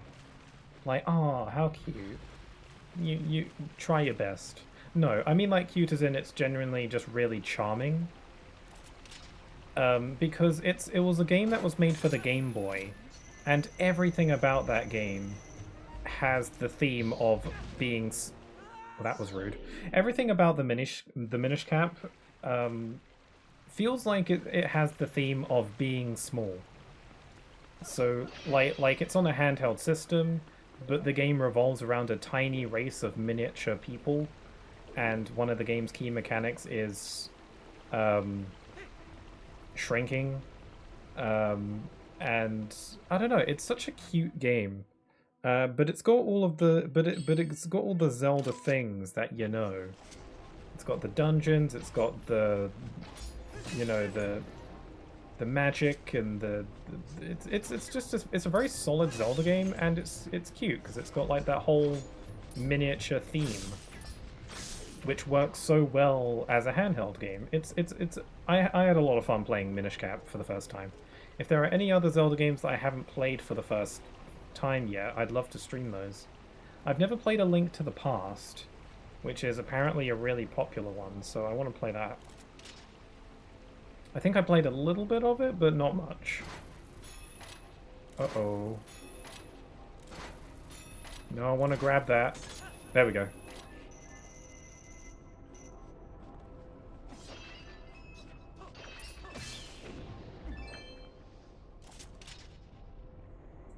I think I'm finding my bearings with this dungeon now. I'm getting less lost.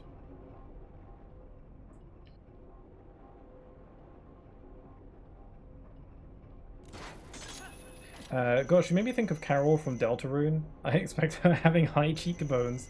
If only we could see, like, in full art form. Yeah, Carol's scary. I was talking about that earlier, how I genuinely miss Deltarune. I miss it. I didn't want it to end. Sometimes I stream a game and I get to a point where I'm like, okay, I'm ready for this game to end now. Like, you know, I'm ready to move on. I never once did I felt like that while I was streaming Deltarune. I was like, I just want this game to keep going. And it will keep going, but I gotta wait till next year. I would happily do like 5 more streams of Deltarune.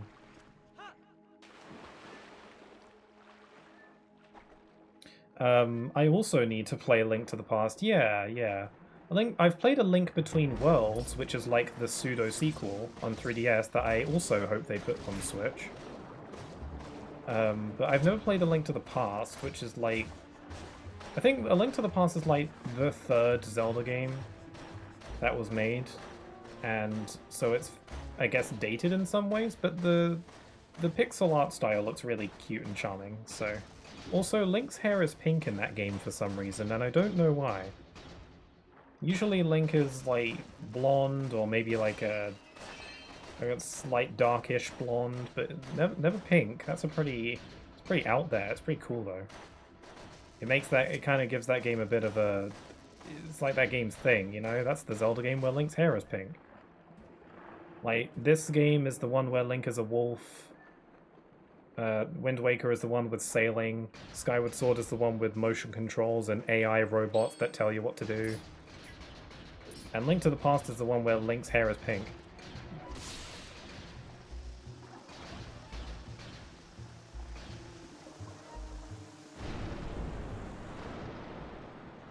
Can't wait until next year. Is that...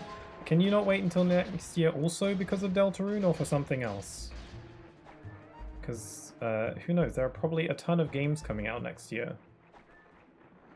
Maybe next year will be the year for Kingdom Hearts 4. I'm not going to get my hopes up, though.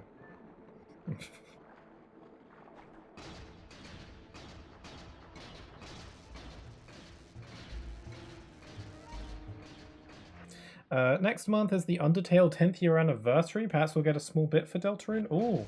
Oh, for Deltarune as well? Yeah, Deltarune is great. I've been getting so many Deltarune memes on my feed lately. And it just makes me miss the characters in the world even more. I think I'll probably do another playthrough where I do all the evil stuff. Where I be a little twat for the whole game. And kill everybody. So that'll probably tide me over. I'm going to die. Wait, I have to be on the ground to drink my potion. I can't drink my potion while I'm underwater, and I will probably die.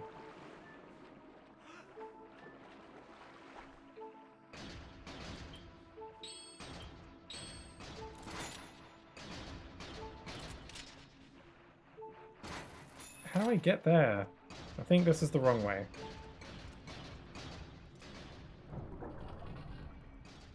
But yeah, if next month is the 10th anniversary of Undertale, it'll be interesting if we get anything Deltarune related. We might get maybe a teaser. Or, I don't know, something. But, I don't know. The weird route is fascinating. I never did a genocide route in Undertale. I've still never played Undertale. I've just watched playthroughs of it. So, you know, again, I'm very familiar with Undertale, but I've just never actually played it myself. I'd considered streaming Undertale a couple times, but because I know the story very well at this point, I don't think that'd be very interesting. So I don't know.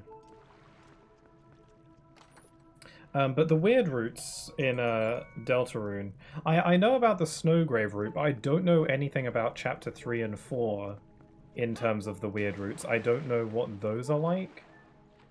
I know literally nothing, so it'd be fun to try those out.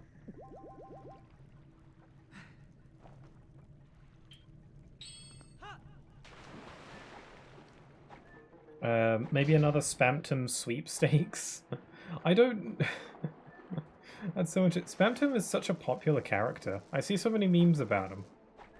I actually thought that he would be in Chapter 3 and 4 more than he was, but it was really just a cameo, if anything. And I feel like he's gonna show up continuously, so...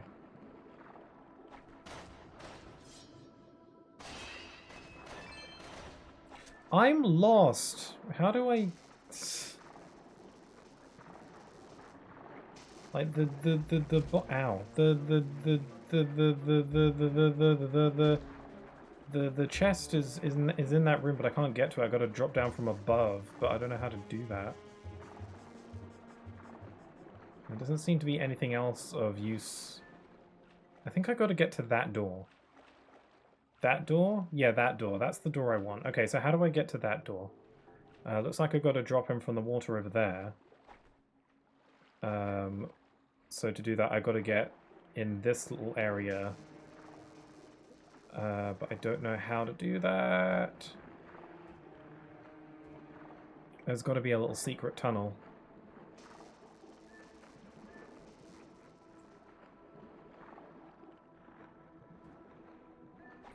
I just recently learned this website for it. He divorced the TV. What, tenor? There was something going on between them. Definitely. But I don't really know what to think.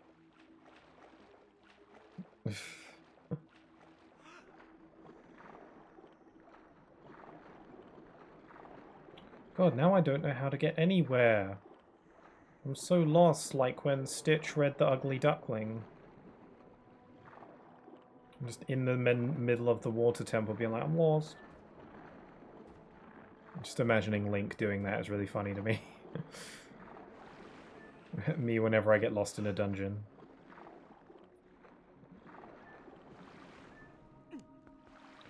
How do I even leave this route, this little area now?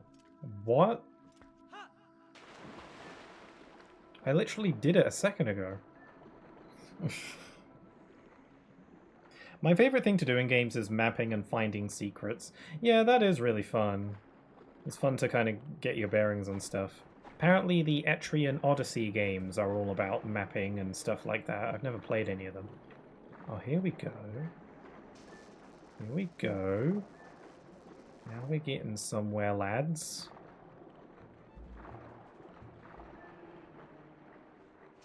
Okay, I got to get over there. So to do that, I've got to go through here, and then maybe there's... Oh! Secret rock. My very special secret rock. I imagine he'd just grunt, like Link in the middle of the room. He's like, yeah. Ah, careful. Can I tell you a bit of a pet peeve about Link in a specific Zelda game? I'm probably talked about this in streams before, but I don't know if anyone... I haven't really heard many other people giving the same take as me, so... I have a bit of a problem with Link in specifically the newer Zelda games, like Link as in the character Link. Specifically in Breath of the Wild and Tears of the Kingdom, and I guess also by extension Hyrule Warriors Age of Calamity. I'm a little bit bothered by how blank face Link is in those games. Like, he does not emote ever, aside from in gameplay, but during cutscenes, he's literally a blank face, and he never changes his expression. It's just blank stare. And I get that there is a story reason as to why that is. So I get it, but I missed replaying Twilight Princess, and I've been playing Skyward Sword. It's like, I love how expressive Link is in those games. For a character who doesn't talk, I think it's quite nice that he at least is very facially expressive. But he's none of that in Breath of the Wild and Tears of the Kingdom. He's just a blank stare. And I miss it. I hope that that was just a thing for those games, and going forward he'll be nice and expressive again. And again, it's not like he's never expressive. He's only, in those games, Link is only ever expressive in the gameplay, like when you cook food. Link is the most happiest lad I've ever seen in my life when he cooks food. But in cutscenes, he's just, you know, the blank face emoji.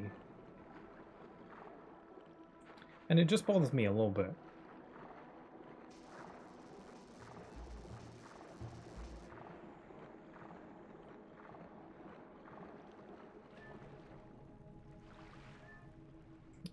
The most I remember him emoting during Age of Calamity was when he was given rocks to eat. Yeah, given rocks to eat. I do remember that scene. That's like one of the most memorable scenes in that game. Because like, he does have personality, but it's really under the surface. I want to see him, you know, break out of his emotionless state and you know, just smile. You know, just a little smile. Like, you rescue Zelda at the end of the game, and just, you can't muster up like a little smile. Just like a, you know, it's happy days. You just save the day, you know. Oh, well, I don't know. No, apparently he only smiles when he makes rice balls.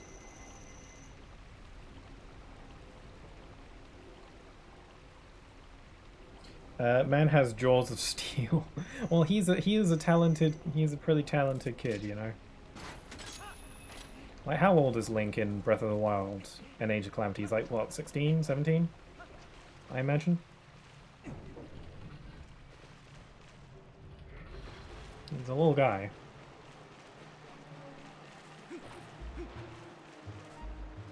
Also, hi there, Insomniac. Hello. I think Zelda even mentioned that Link always has a stoic face when she used to hate him before getting to know him. Yeah. I think that's really sweet. Hearing about the way that Link talks, or Zelda talks about Link, it implies that Link is actually, you know, does talk a bit, and does speak his mind a bit, and does emote a little bit, but we as the player never get to see it. It's only just for Zelda. Just for Zelda. Yeah, Link is allowed to be himself around Zelda, which is a really sweet thought. But I would like to see some of that. Water Temple? Yeah, we're in Water Temple territory. I think I'm getting close to the end. I just got the boss key. Also, the battery in my gamepad is running out. Hold on. There we go. Okay, so this is the point in the dungeon where I look at all the rooms and see if there are any unopened treasure chests, and it looks like there is just one in the room below me.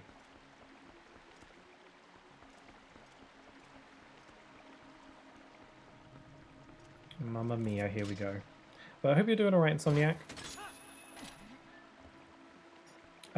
One thing about Breath of the Wild that I actually do like a lot about Link is, I was thinking about this yesterday, so it's really cool that I'm streaming a Zelda game today so that I can properly have this conversation with someone else instead of just having it by myself in my head. I think, you know, Link is, you know, he's the hero, and he, you know, he fights with a sword, he's got the Master Sword, it's all that stuff. Very rarely in Zelda games did I actually view Link as like a professional swordsman. Because, especially, like, look in this game, like, the way Link swings his sword, it's not very impressive, is it? No offense, he's doing better than I can, but I feel like a lot of the times, like, they say that Link is a very good swordsman, but I feel like in gameplay I don't typically see it. Outside of very specific instances. I need to change the water level. Crap. But the game that changed that perception for me was Breath of the Wild. I think in Breath of the Wild, they specifically state that Link is the most accomplished swordsman in Hyrule. And I can see it. I can actually see that in gameplay. I'm like, yeah, he kind of is impressive when you play as him. Considering all the stuff that you can do in that game, he's adept in multiple kinds of weapons. He has that flurry rush technique, which I assume is something that is kind of unique to him. He throws his weapons. He can do a hell of a lot more in those games than in the other Zelda games where he just, you know, swings a sword around. And I feel like in Breath of the Wild, I'm like, yeah, Link is kind of a talented swordsman in those games. Especially in Age of Calamity, where he can do all kinds of crazy crap. But in other Zelda games, it doesn't feel like Link is all that great at using a sword. Kind of amateur. Which, again, big talk coming from me, someone who has never wielded a sword in my entire life. And probably never will. I feel like Link's sword skills isn't typically that impressive, except in Breath of the Wild, where it's like, yeah, he's pretty good at that.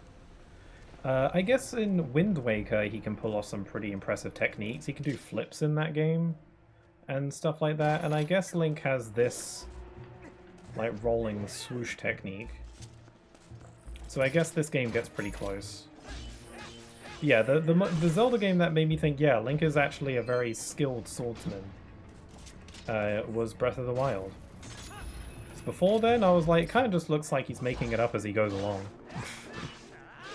It doesn't look like he's actually using any sword techniques, it feels like he is just freestyling. Which makes sense for the more younger incarnations of the character, like how old is Link in Wind Waker, like 10?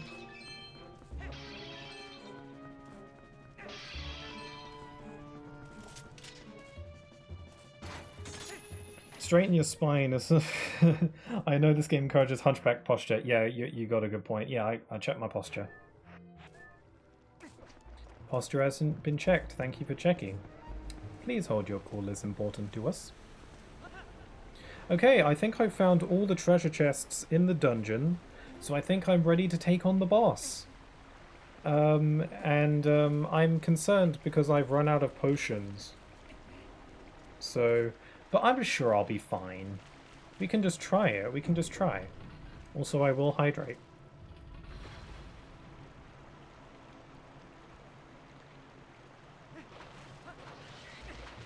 Thankfully, I do know where the boss room door is, so we can just mosey on over.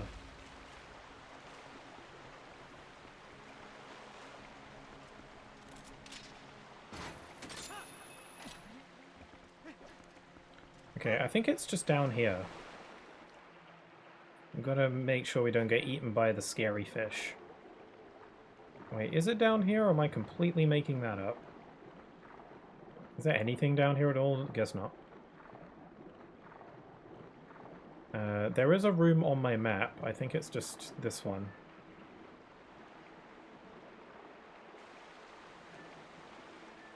Oh, here it is.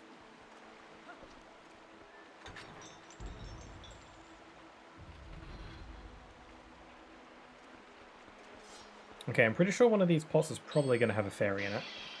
Yep. Alright, hopefully this should help. This is the only way I've got to recover my health throughout this fight, so hopefully I can hold out with just one fairy. I could leave and get more stuff, but I can't be bothered to do that. Let's go.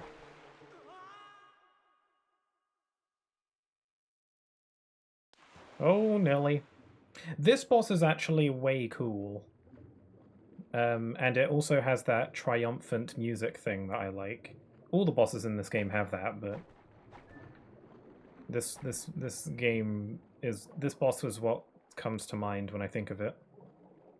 Also, that's a tentacle. This is kind of like the Ocarina of Time Water Temple boss.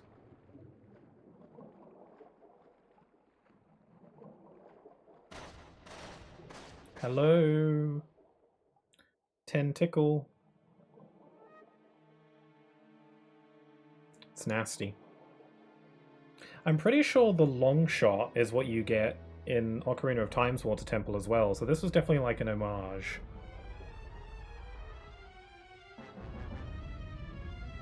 Blah. Twilight Aquatic Morpheal.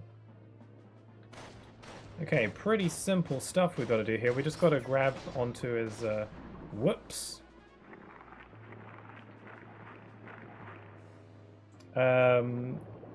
Miss Donna Schufona, you redeemed a high posture check. I'll check my posture.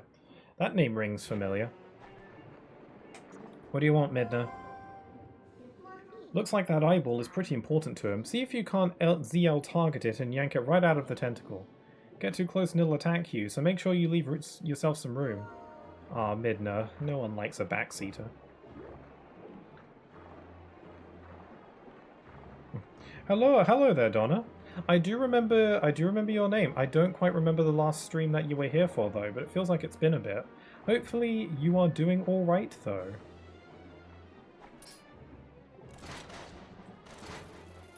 It's really difficult to get that thing without get by the tentacles, because I can't move with the iron boots. I'm so freaking slow.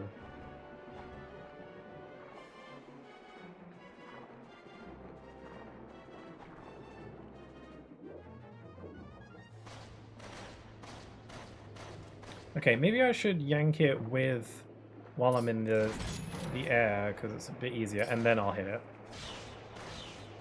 This is probably a bit slower than doing it on the ground, but I think it's safer. Chaos Gremlin. Uh-oh, we've got lots of water bombs. It's cool that you can actually use the claw shot while swimming. That's actually kind of cool.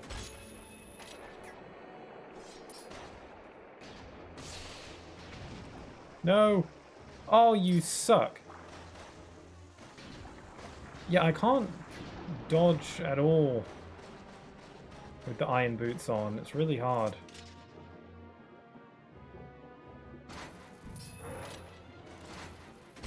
Oh, snagged ya. Get snagged. Oh. Okay, I did it.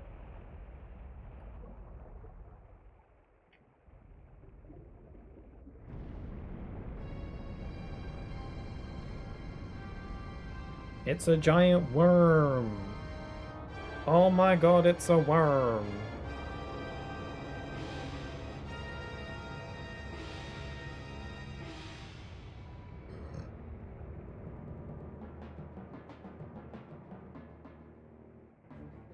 Okay, here we go. I'm doing fabulously, and I was in one of your Mario Galaxy streams. Oh yeah, that was a while ago, huh? I ended up near the end of it, but I was the Warframe recommender. Oh yes, that does all sound very familiar to me. Yeah, Galaxy was a while ago. I've been meaning to stream more 3D Marios. But so many games, you know? Too many games. Anyway, this bit is super cool. You gotta latch onto it, and then it does the triumphant music thing. I've mentioned it before, but I really like how when you're attacking boss weak points in this game, it has that, like, triumphant music playing. And it's so bizarre, because this is the only Zelda game that does that, and it's like, why? It's so cool. Why would no other games have that? Maybe Breath of the Wild has it, but it's just not as noticeable. It's a bit more subtle, maybe. Shadow of the Colossus? Oh yeah, this is very Shadow of the Colossus coded.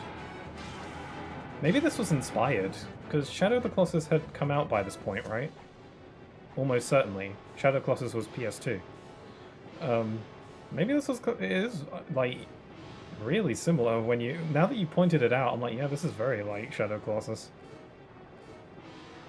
With the stabbing and all that, like, and the purpley dark goop that comes out.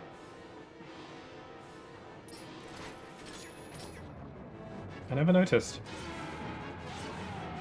I've been meaning to stream Shadow of the Colossus for a while. The one thing that makes me a bit nervous to stream a playthrough of Shadow of the Colossus, because I have the game, I've got the remake on PS4. The only thing about Shadow of the Colossus that makes me nervous is like the big gaps of nothing happening between the Colossus fights. And I feel like that would be fine if I had like people to converse with and we can kind of fill up those gaps of nothing with conversation, but I can't that's something that I can't guarantee will happen, so that's the only thing that's made me a little bit unsure about streaming that game. It's been on my list for a while, but I don't know. I think I just need to boost my confidence a bit before I'm ready to stream that one. Never played it, but I used to watch Let's Plays of it. Yeah, I watched Let's Plays of it before the remake came out, and I played it myself. Actually, the thing with the remake, like a story I associate with that... Hold on, let me just chat with Midna. There it is, the last fuse shadow. I'll just take that, thanks, don't snatch. Now don't resent me resent me for all I've put you through. I need this thing. Besides, we have to do something about Zant, the one who thinks he's the king of shadows. His power is a false one. I'll prove it using these. So, I've done everything I needed to. Sorry for dragging you all over the place with me. She's warmed up to Link a little bit by this point. It's nice to see.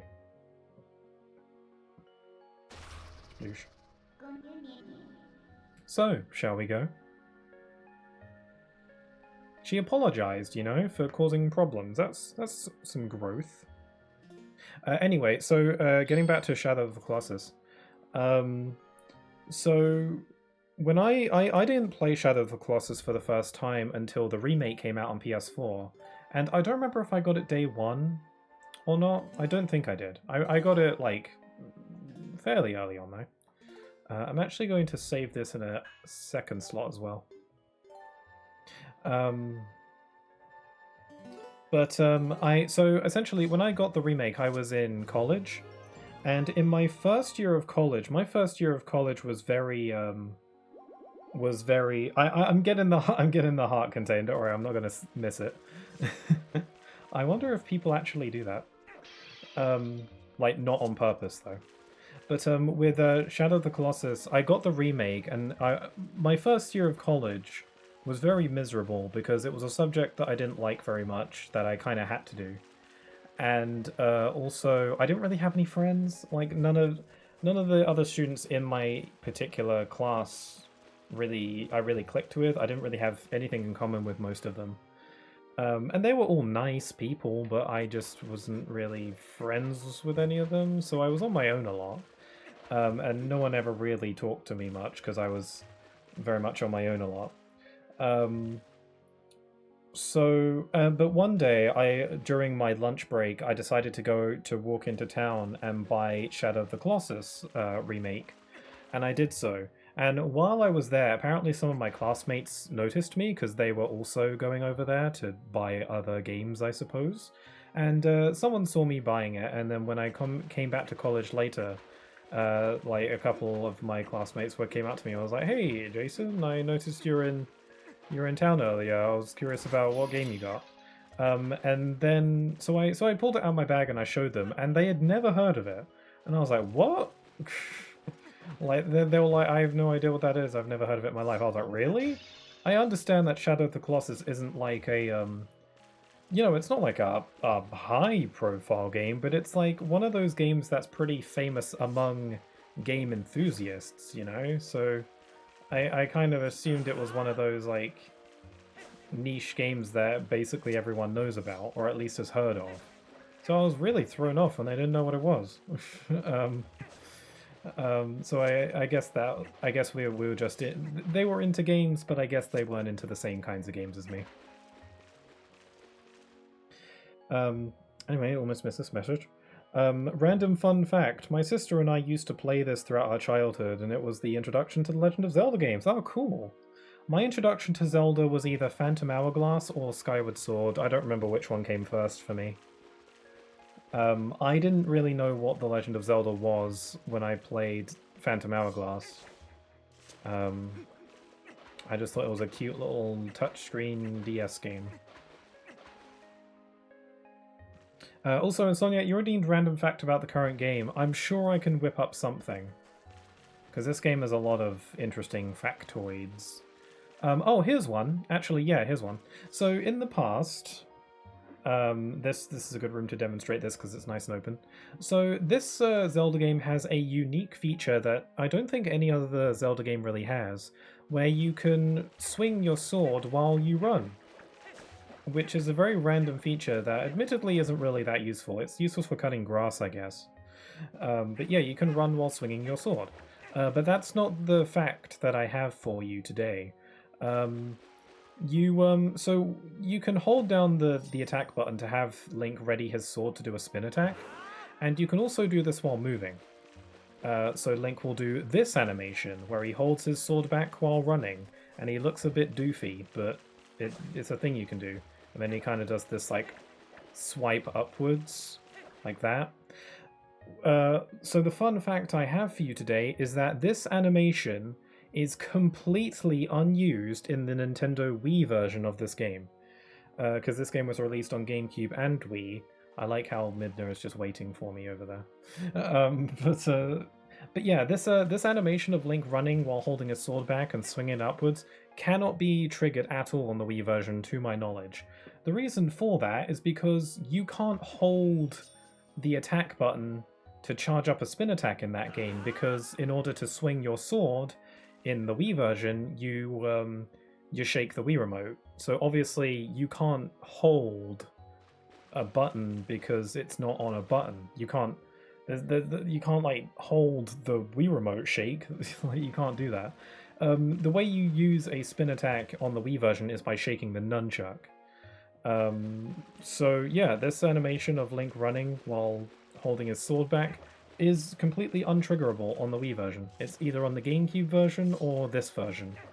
So there is your fun fact. I hope that is satisfactory. It's just funny that there is an entire animation that is completely unused in a version of the game. I find stuff like that interesting. Anyway, let's go outside because Midna is waving her demon hand at me.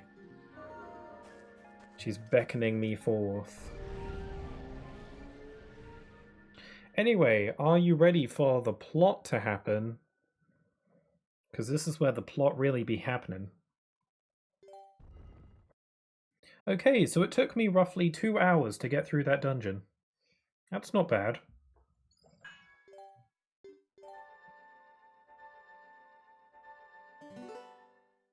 What's your opinion on Midna? Midna is a fan favorite character in the Zelda series, and it's for good reason. She's probably the most personality-filled companion character Link's ever had. Oh, hello. Sorry, the Zant jump scare, I forgot about that. Oh, that snake's gonna get you. He's gonna bite your face. Oh. Oh right, I gotta transform.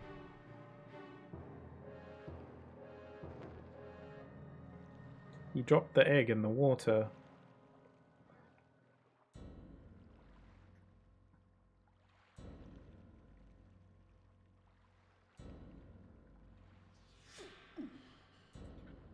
Woof woof, I'm a dog again.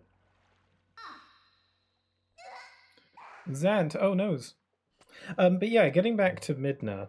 Midna is a fan favorite character in the series, and for good reason. As far as Link's companion characters go, Midna is definitely the one with the most personality, character growth, and the most like involvement in the plot. Like Midna's with you through the whole thing. You could argue that I like the King of Red Lions from Wind Waker, but he doesn't really do much. Like he gives you important plot information, and he's with you for basically the whole thing because he's like your boat. But it feels like Midna does a lot more, and she also grows. It feels like no other Zelda companion really grows in the same way that Midna does. She's also cool. She has powers. She has like magic and stuff. I also think her character design is just really cute, but also really cool at the same time. And obviously her like restored Twilight, like more humanoid form at the end of the game spawned much fan art. Yeah, Midna's awesome. I love Midna. She's great. She's popular, and it's easy to see why. Oh my god, that avatar is so cute. Yeah, Link is cursed to be a wolf in this game, and I am also affected by this curse. So whenever Link goes into wolf form, it affects me too. So it's really difficult to play games with no hands, because now I just have paws, but I'm getting by. If I ever suck at this game, just blame it on the fact that I don't have hands anymore. Anyway, did you honestly mean to take an ancient and withered power like this and turn it against me? Chuck. You are a foolish traitor, Midna. Why do you defy your king? The only king that I follow is the Burger King. I love it. I like it too. It's a shame that I won't really be able to have any reason to use it once I'm done with this game, but I could maybe use it for Halloween. My king? You, who do nothing but abuse the magic of your tribe? You must be joking. How dare you? Are you implying that my power is our old magic? Now that is a joke. Don't slam her. This power is granted to me by my god. It is the magic of the King of Twilight, and you will respect it.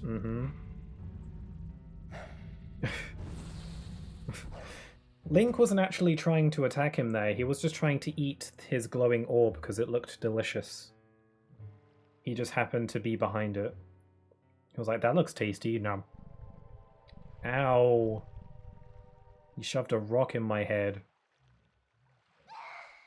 That's gonna hurt tomorrow. My Midna, did you forget that the beast is one of the light dwellers who oppressed our people? No matter how much you may desire otherwise, you will never be more than a shadow in their world. You cannot consort with their kind. Nom orb. I wonder what it tastes like. It looked like it was red, so probably strawberry.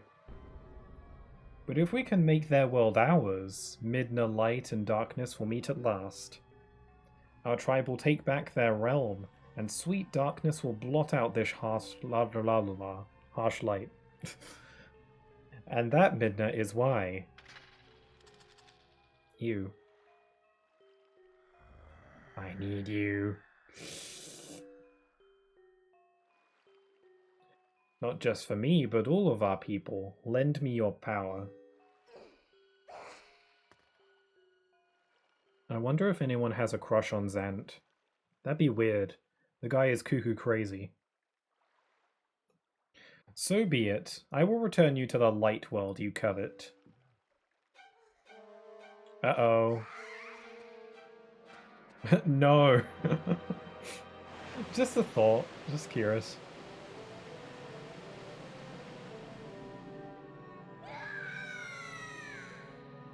No. when your phone is set to light mode instead of dark mode and you turn on your phone.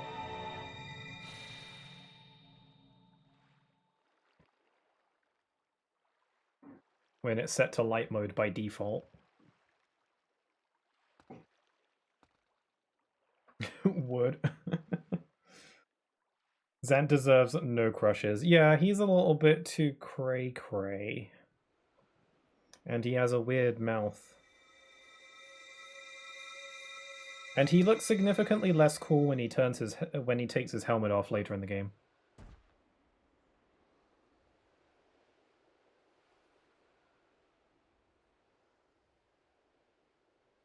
I'm a pupper again.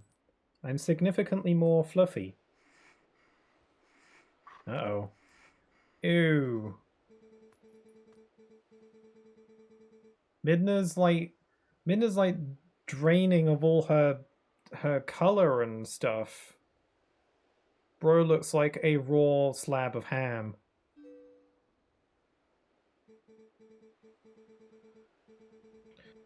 Go to the princess locked away in the castle. That princess holds the key that can unlock you from your shadow form. It would have been super handy if you told us that sooner. Midna's Lament, yes! Yeah, this is a popular part of the game. My friend is dying. You do be flexible, though. Love this melody. Yeah, this is like a highlight for the soundtrack for a lot of people. And it's raining for the mood.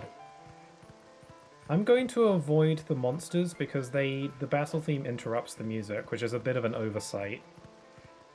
I genuinely hope that if they do port this game to Switch, they remove that so that the music persists even when enemies are around, because they kind of ruin it. Like, there we go. Busy jamming out. But yeah, this is a pretty cool part of the game. You're literally like, you know, you're carrying your dying friend, and it's not like there's any actual time sensitivity to this. The game implies that you gotta get Midna over to Zelda before she dies. But, you know, you're not actually timed. But, you know, the atmosphere and the tone, you know, definitely does a good job of implying that you're on the clock here. And that she will perish if you don't hurry up.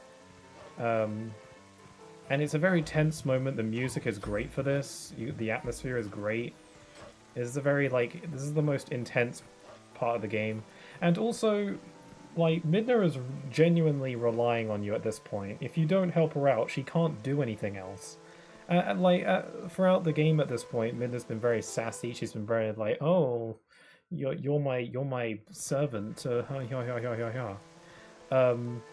And she's been very high and mighty about stuff, but she's genuinely relying on you. Her life is quite literally in Link's hands by this point, or I guess paws. And it's really effective because she has no one else to turn to anymore. It's sweet, and it's nice that Link is willing to help. I just hate the rain. I can't get comfortable whether I sit or stand. Maybe my sixth sense is trying to tell me something. You're a cute little kitty. Are you suggesting Midna isn't a ham already? I don't know why Midna being a ham is funny to me. Oh, bone. Oh, hello, you're a cute little kitten. You're a cute one. Eek, that thing on your back, is it alright? That Zora kid came through here looking as bad as that. Why didn't you take this one to Telma's bar too? So I got a bone. It's my bone now. Yum. I've got a bone. Bleh. I like the cats, they chase me. It was sweet that that little kitten was concerned for Midna. That was sweet. I like how you can talk to animals in this game when you're in your wolf form. It's something that the game never really requires that you do. But it's a nice little feature, because you might forget that you can do it. Like you can go and just chat with the local animals.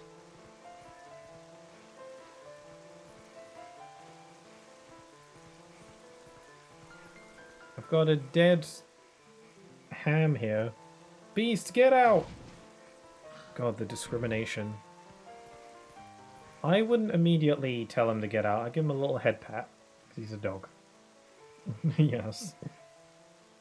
You there? It's the sassy cat. You're Link, correct? She was the cat that was giving us suspicious eyes. Yes, I thought so. I could just tell, you know? I'm Louise. Do you remember meeting me in the shop before? Though I don't think we were properly introduced. We weren't talking the same language at the time.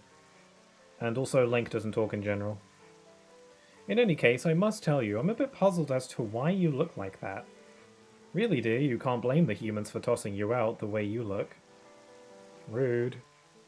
Oh, another patient? You certainly are a curious sort. Please, I'm dying. Princess Zelda. We need Zelda's loving embrace. This way. Oh yeah, Telma did say that there's a secret entrance into Hyrule Castle from here. Here, get in through the window. The attic is connected to the castle's waterway. It's an old waterway though, so it could be a rough trip. Well, I suppose all that's left to do is to make sure that the humans don't notice you. Can we actually see her distracting them? That'd be so cute. Shouldn't you hurry to the castle, dear? Use the window to find the passage in the back of the attic. Are you so heavy that you can't jump high enough? Oh my. There must be another way for you to climb in. Think. Okay, I got it. You're too fat to jump up there? Oh, awkward. It's not fat, it's muscle. I think Link is actually fairly muscular in this game when I think about it, even in wolf form.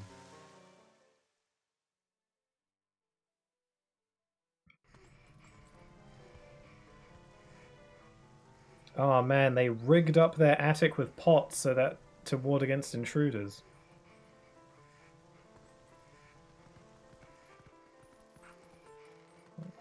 We can listen in. Oh, hello. The Elder told me to escort Telma, but the city's air does not suit my skin. Link is beefy, how dare. In this game, yeah. In most Zelda games, not so much. How has it come to this, huh? Monsters walking in the streets of town? What in the world are the soldiers of Hyrule doing? The Gorons are so much more reliable than they are, it's not even funny. Oh, talk about a chunk of ham. Check that out in the background. She's got lots of food, actually. Telma's bar is really nice, actually. It's got like a very nice homey feeling, and also Telma is awesome. She's great in this. She's like, she genuinely cares about people. She's one of those kinds of characters. And she you know, she has attitude. It's the ham on your back weighing you down. Yeah, I gotta deliver this ham so I don't have to carry it around everywhere. I heard that an acquaintance of Telma's defeated the beast that had been attacking tourists on the bridge.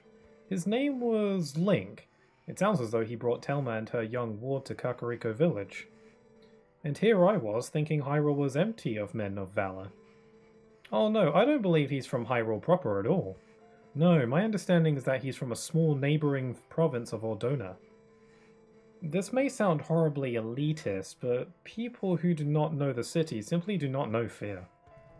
Jeez, that is a little bit. I don't know, it's cool that they were speaking nice things about Link. For the most part. It's a Poe.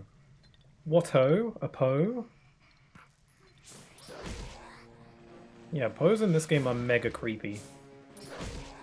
Because you have to kill them and then rip out their soul. And then Wolfling is like, check this out. I found a magical gumball. I like how Link shows it to the camera using his snoot. And he sniffs it.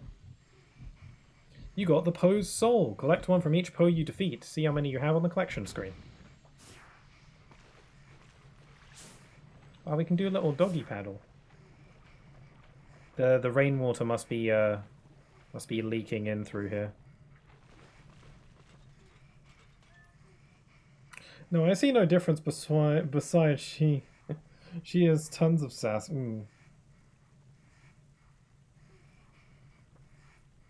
I mean, it's not an entirely wrong stereotype considering the theme of Era. Yeah, I guess so. Perhaps she's really just emergency food? If we get hungry, you know. She looks delicious. Oh, I like how he has a cat on his head. It's a very content looking cat. Oh, thanks for beating the ghost. Can I call you Doggy? Sure. I'm Giovanni. Like what? Like the leader of Team Rocket? That's Giovanni. I became consumed by greed long ago, and sold my soul to a dark creature that did this to me. I can't move. I can't go to see my girlfriend. My pet cat Gengle is frozen on my head. I don't think I could be more miserable. Ah. I have to ask you a favor, Doggy. Can you find and defeat the 20 ghosts that lurk in the dark for me? I think if you can free that piece of my soul from the ghosts that hold them, I'll be free. But it's raining out now, so I don't think you can go outside directly. I'll open the door to the underground waterway for you. He's got lots of coins. Also, I can hear Midna panting. Just, you know, reminding me that she is currently dying. Once the rain stops, you can come back in here by digging around the front wall where the cats gather. Understand, doggy? I like how he calls him doggy. That's adorable. Okay, let's go. Nom light. Wolflink just really be eating anything. He's a bit of a glutton.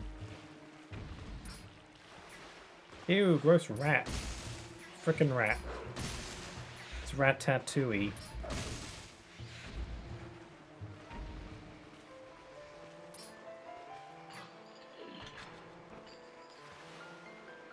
Doggy paddle.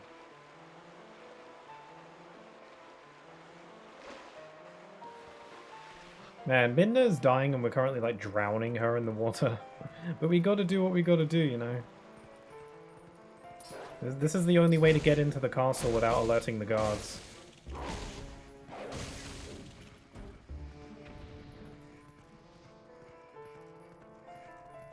Rat exterminator coming through. Yeah. Get yourself a wolf to exterminate your rat problem. Man, this music is good stuff. I think Twilight Princess has really good music in general. I don't know, what Zelda game has the best soundtrack? There's a question. I'm not sure. I have a specific fondness for Skyward Sword, so might go with Skyward Sword. I feel like I like soundtracks that are a bit more like lively and present. Atmospheric stuff is cool too, but I don't know.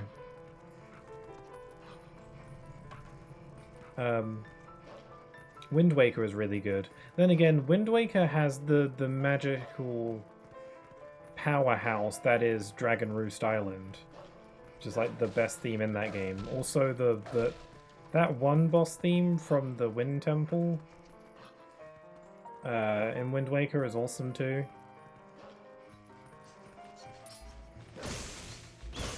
This game has the best overworld theme, 100%. Like overworld is in like Hyrule Field, the Great Sea, the skies. Like in terms of like the big overworld themes, Hyrule Field from this game is my favorite overworld theme in the series, definitely. Like the Great Sea is also really good. Is like that gets pretty close, but nah, Hyrule Field from this game is my favorite.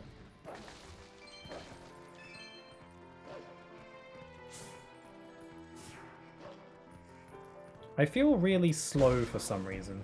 I feel like my movement is slow. Is it because Midna's weighing me down with her dyingness? I'll go dig. Zoe thinks this one's got the best. I mean, that is a definitely... Like, that is a good take, 100%. This game has got a lot of good stuff going for it in its soundtrack. Like, Hyrule Field, it's got this theme. This theme does a lot of good stuff. I like the Gerudo Desert theme from this game, although Ocarina of Times is definitely better, I'd say. It's hard to beat Ocarina of Time Gerudo Desert.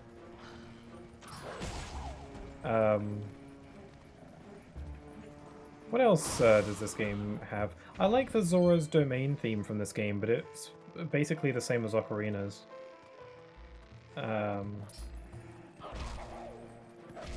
A lot of the dungeon themes in this game I never really remember, which is a shame.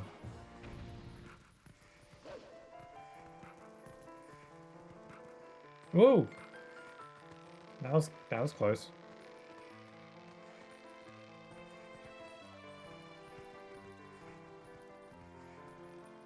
A lot of the boss themes in this game are really good, actually. And again, it has that triumphant music when you're stabbing its weak point. So yeah, this game having like the best Zelda OST is a very respectable take. I can get behind that one. I really liked Link's Awakening's soundtrack. I've only ever played the remake, and I actually would really like to play that on stream sometime soon. I want to play that before I play Echoes of Wisdom, because it has a similar art style. Or the exact same art style, really. One of my favorite tracks from Link's Awakening was, well, a couple. I really liked the Animal Village theme, which is... Oh.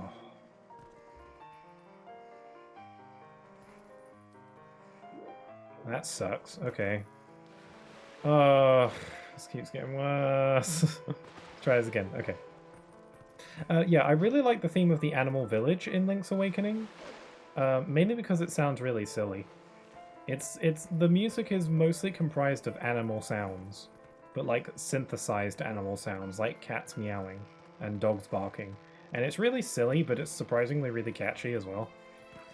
And then I also really like the I think it's just called the Ballad of the Windfish.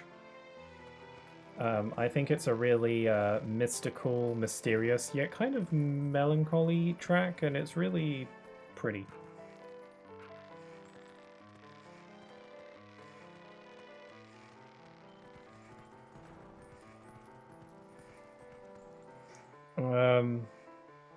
Miss Donna Schifona is my brother-in-law, by the way. I just felt the need to mention that. Oh, I did not know that. Okay. I don't know if that's maybe come up before. Oh well, okay. Now I know.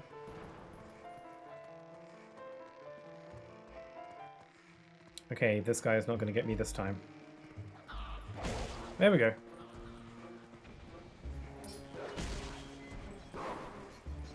Oh, I can't use Midna's power because she's too busy dying. Okay. Like, yeah, I can't use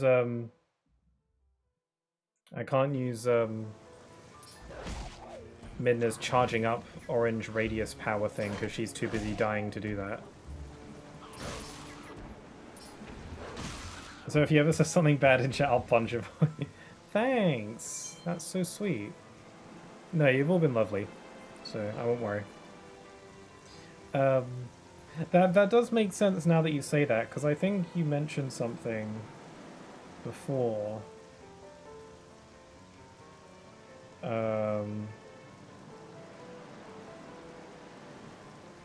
That implied that you were already knew each other. I forget. But there was and something he said something in chat before, I think, that implied that you knew each other beforehand, and I was like, it's very presumptuous of you. But the fact that you actually already know each other makes that make more sense.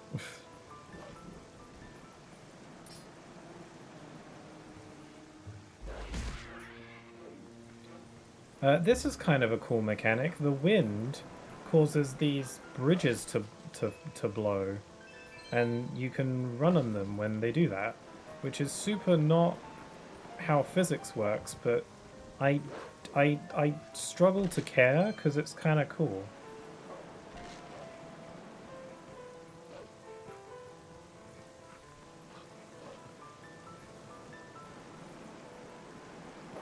Yeah, like we can't do the super jumps with Midna anymore.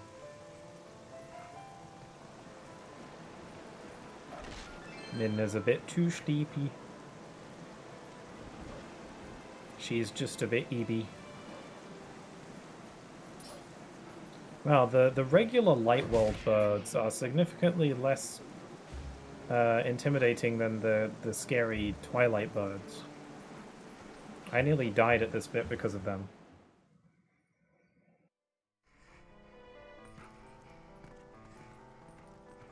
Okay, Zelda! Get your... Zelda, quick, get your tools. What are they called? Man, why am I just forgetting all the words?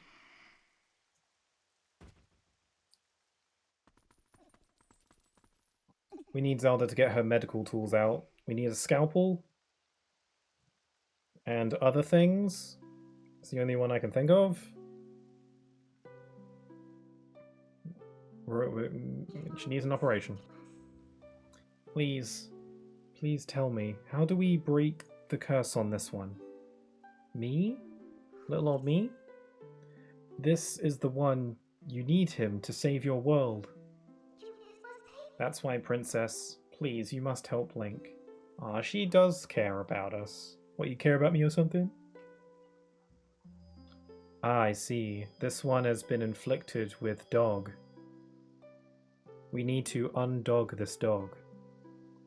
I don't know, being a dog ain't all that bad, actually. What binds him is a different magic than what transformed him when he first passed through the Curtain of Twilight. It is an evil power. Oh right, I got that rock in my head.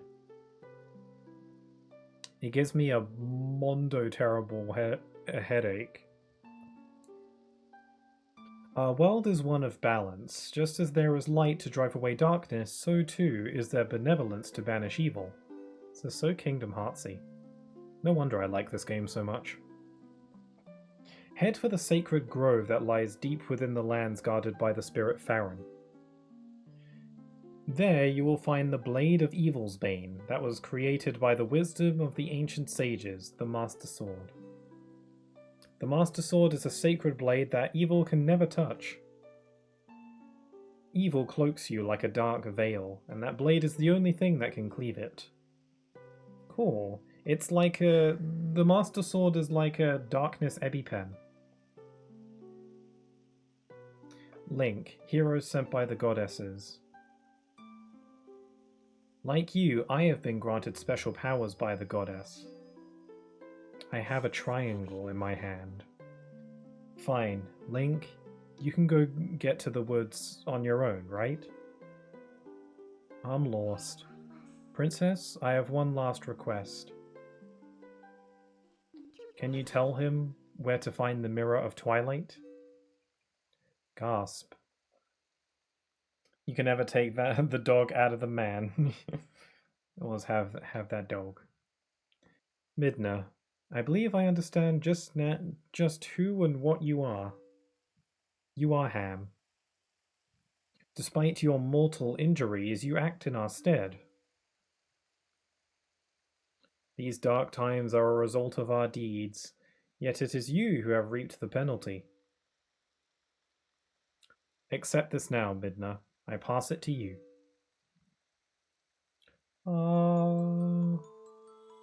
She's going to delete herself.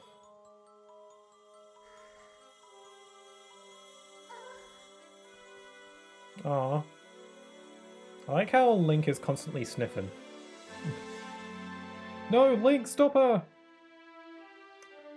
You can't stop this. It's too late.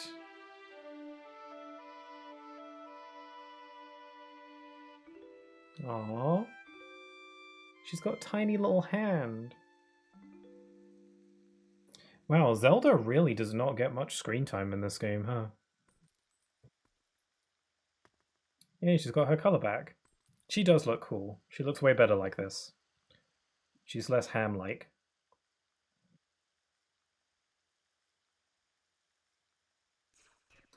We go back, Link. Back to Farron Woods. Swoosh. I love that little unnecessary flip she does. Zelda, I've taken all that you had to give, though I did not want it. Don't be disrespectful of her gifts. Magic triangle powers activate. It's the power of the Dorito, really. That's where the Triforce's strength draws from. Whoa. Once a ham, always ham. Now she is she's a very special ham, though. She's a very special dark ham. Grr.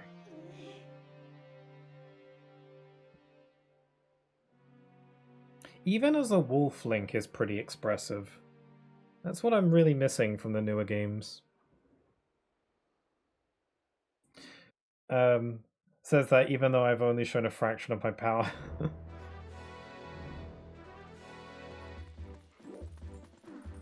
if you needed to summon out bonked. Whoa.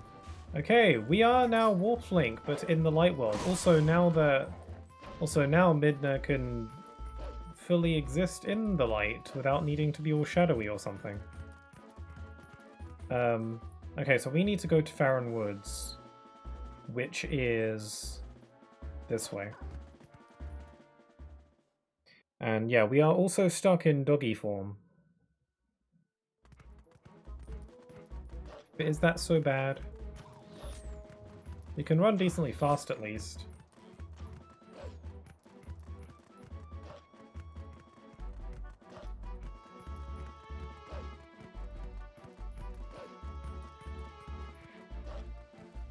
It's kind of cool seeing Midna in broad daylight.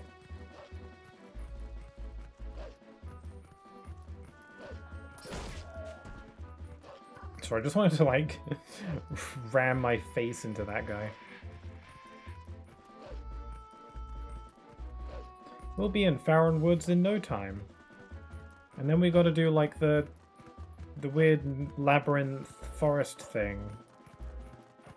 I always use as a guide for this bit when I play this game for the first time, but I'm gonna do it without. I did the water temple, so I feel like the water temple is as complicated as this game ever gets, really. It's not like the later dungeons are a cakewalk or anything, but in terms of like sheer getting lost in complexity, I feel like the water temple is where it peaks. So if you can do the water temple, then you got this game in the bag, I think. Headbutt, yeah. I'm like Spyro, just rams his horns into everything. Which reminds me I want to play some Spyro on stream.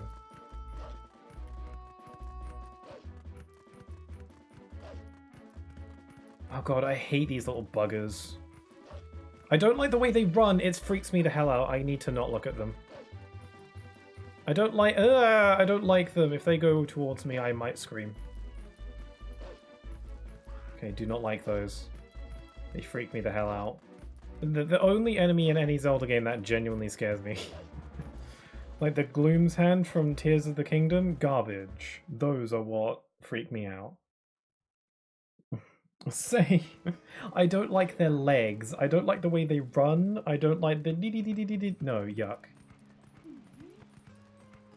Hello, I'm a dog, and I require pets. My, it sure is rare to see wolves around these parts. You're a good boy now, aren't you? A good boy. Don't hurt me. I won't hurt you. Unless provoked. No, you're good. Anyway, where are we going? We're going to the Lost Woods. I think we have to go into the forest. I gotta go fast, little guys, yeah. I don't like things that, like, move uncannily fast. It looks weird, it freaks me out, I don't like it. It's a good thing that Midna's body is so luminous. Ow.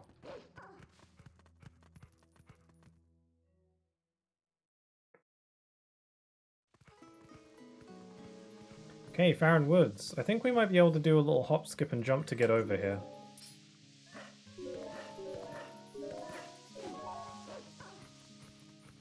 Because we don't have our lantern. Also, even if I had my lantern, I think it's out of oil. Speaking of lanterns, they have little sides. That's kind of adorable. Well, those sides are actually rather big compared to their body, but the fact that they hold side is pretty cute when you think about it. Aw, they're holding a murder weapon. That's adorable.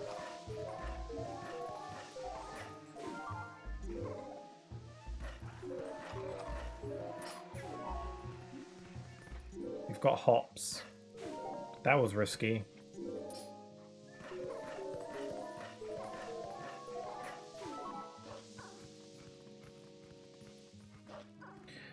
If I were in Until Dawn, I'd die because of the Wendigo's speed difference. Yeah, I've never played that game, but that's one of those games where I've watched a lot of it. I've watched playthroughs of it. I haven't played it myself. I don't think I could handle it. Hello, bird. Can I like drink some of this? It's rough having to watch a shop in this unpopular part of town. Then why do you have a shop in whatever? You do you, I guess. Oh, hello, monkey. It's the lady monkey, and you can tell because it has the flower. Uh-oh. Oh, I forgot about these puppet things. These things are so creepy, but really cool as well. And I like the sound they make when you hit them.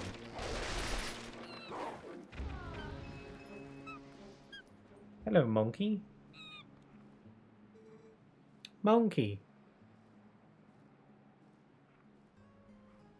Hold on, just adjusting the volume. Because hitting all those guys was loud. Did you save me? Thank you. Listen, since you're so nice, let me tell you something. There's a really pretty wooded area on the other side of this cliff. I climbed over there, but when I tried to get deeper into the woods, those guys attacked me. What's in those woods anyway? It's really convenient that you told me about the exact place that I need to go. Also, do you have a tattoo? What's that about? What's the story there? That sure is a pretty forest. You know, the one I found over there on the other side of the cliff. If you're going, please be careful. Your smell, it's so familiar. It's my natural scent. It smells a bit like a green-clad prince who helped me out once. Oh, prince, that's cute. Aw, seeing some real prince. So there's another section of forest beyond this cliff. Alright, Link, let's go. We gotta pounce.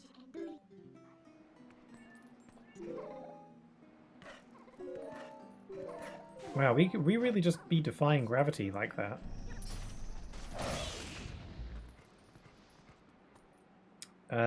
Now what? Oh, alright.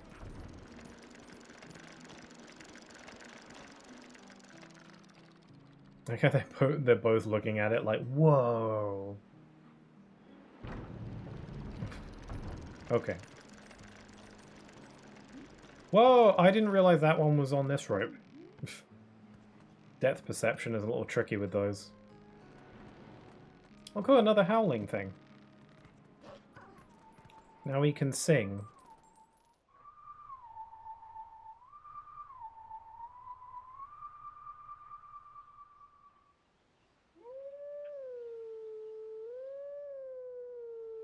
I forgot, what was it?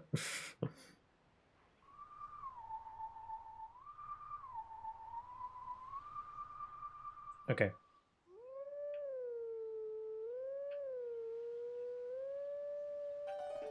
There we go. When the ADHD kicks in.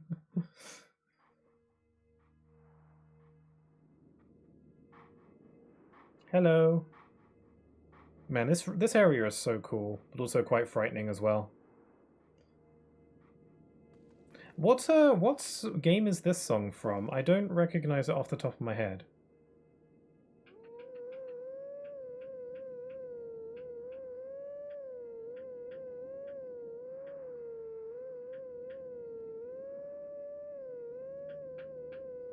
Sorry, just warming up my vocals.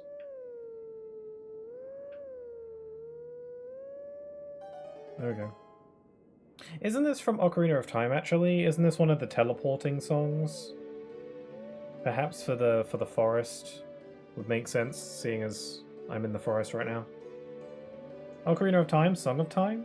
Is it the Song of Time? I thought the Song of Time was different. I thought the Song of Time was the brr, brr, brr, brr, brr, that one.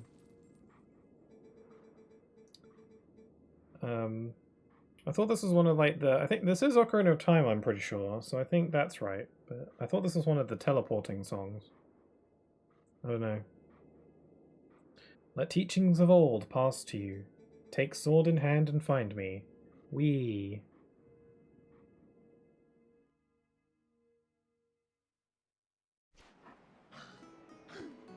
I just had the craziest dream. Are you in the water? Oh no, wait, he's on the other layer. Okay, where is that? That's just outside of Castletown. Okay. Gotta make a mental note to go back there.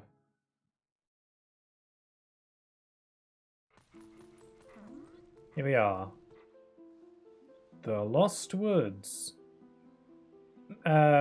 Sacred Grove, I mean. Whoops.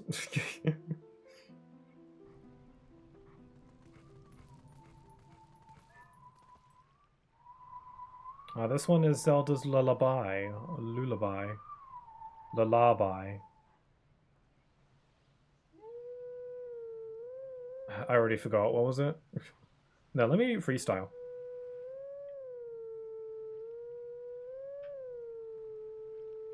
Yeah, I figured it out.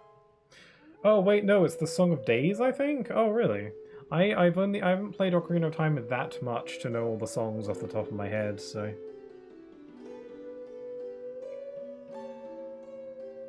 Midna's like, what the hell are you doing? Why are you doing that? I got a song in my heart, Midna. I have to do my woos, my woo. Oh yeah, Skull Kid is like really weird looking in this game. Is it the same Skull Kid from Majora's Mask and Ocarina of Time? Because that'd be cute. I know he looks really different, but you could just, you know, say that that's just an art style shift.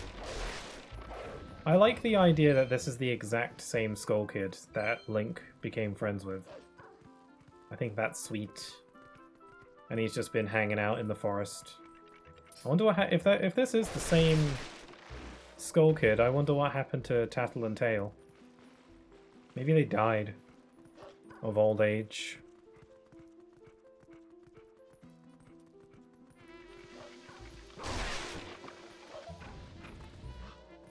Knob. I think there was Epona's song? Epona's song? I don't know if it was Epona's song. Epona's song was like, boo boo boo. The one we just played, I think, was Zelda's Lullaby, I'm pretty sure. It had the Triforce symbol on the stone, so... Did you go through the wall? So yeah, this is pretty interesting. So basically you gotta follow the Skull Kid around. But there's no map. You are not given a map. So the only way to know where he's going is to follow the sound of his little trumpet thing.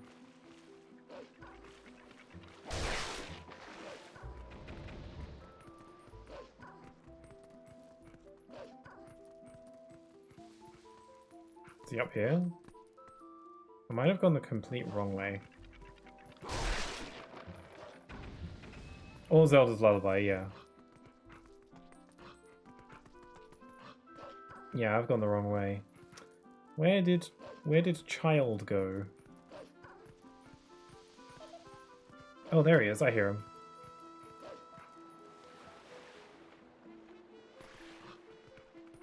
This is Saria's song. Or, you know, like the Lost Woods song, whatever you want to call it.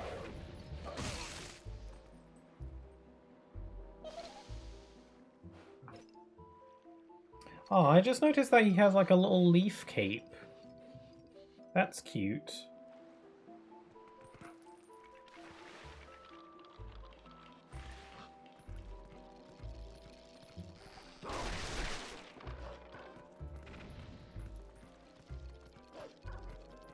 Yeah, God, you're fast.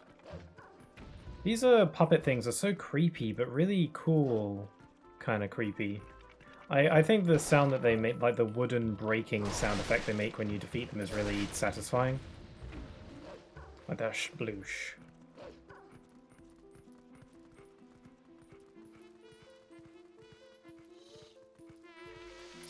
Where's he gone? He's up there. How do I get up there?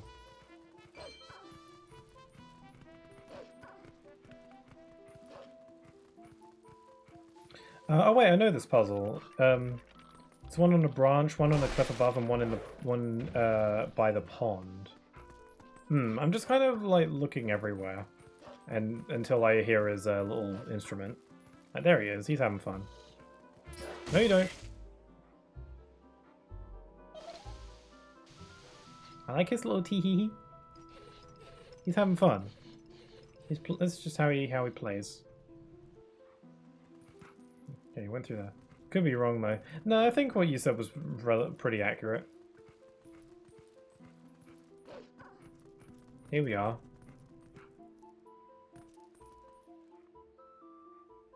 Wow.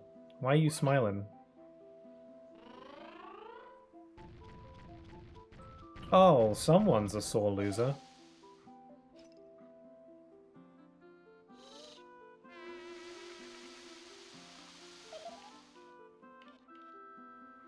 Man, those things are creepy looking.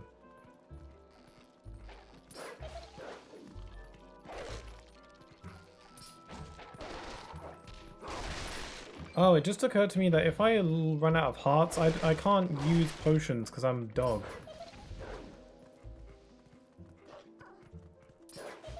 Oh, what? There we go. Oh, I gotta wait for him to start, I gotta start, I gotta wait for him to, like, play a tune so that he's distracted. He bibba.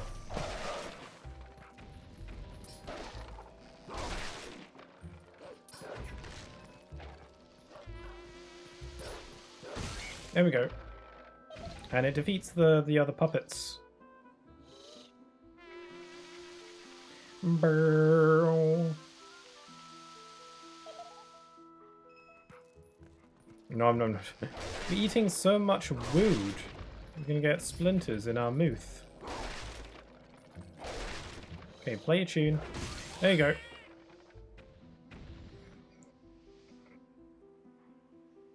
Had enough? Ah, light returns.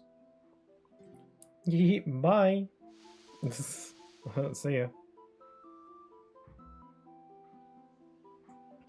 Skull Kid's always a sore loser. By the way, I don't think I really associated them together, but that's neat. The more you know. mm.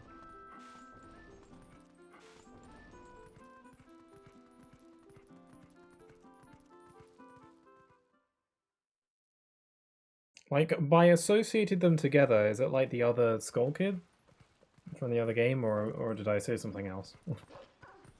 Oh no, not this bit. I might have to Google this next puzzle because I do not have the patience to figure it out.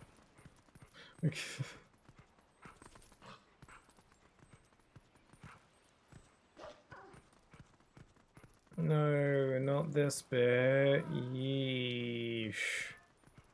Yikes. Don't like this one.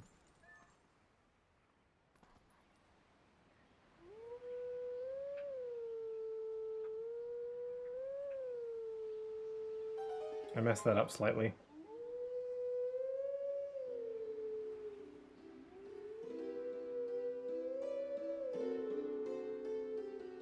Woo, woo,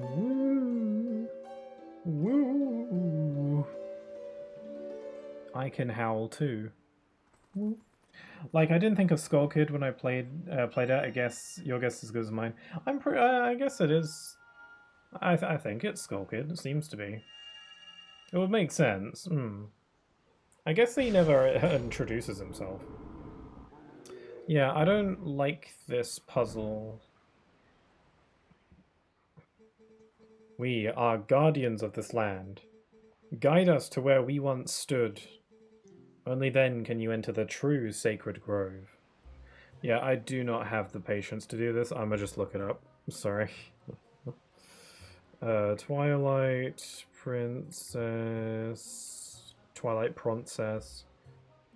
Guardian puzzle... Guardian statue puzzle.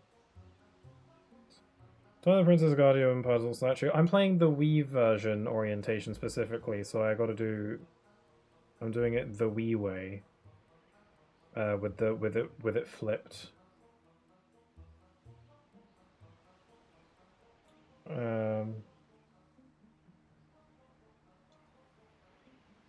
There are many ways to solve this puzzle, but you only need one solution.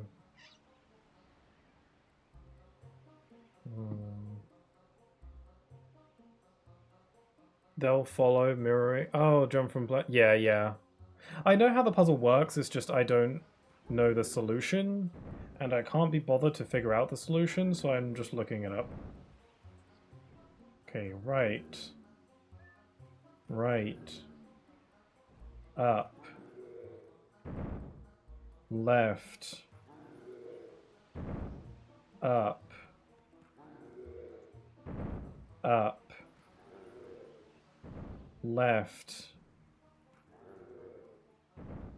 Down. Down. Right. And up. Yeah, we did it. We solved the puzzle. Thanks to my legit not cheating. Why are these guardians caked up? Okay, I'm not gonna lie, I was thinking the same thing, but I was just gonna keep that to myself. I was wondering the same. Big brain, yeah, I did it myself. Go now to the sacred place, beast. We yield passage to the sacred grove. Can you not just call me beast, please? It's a little insensitive.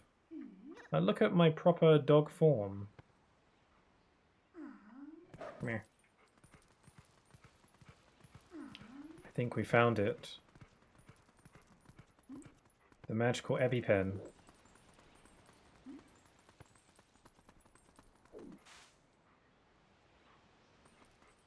Give it a good sniff.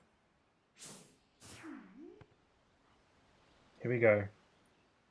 This is a pretty cool Master Sword get scene. It's a pretty good one.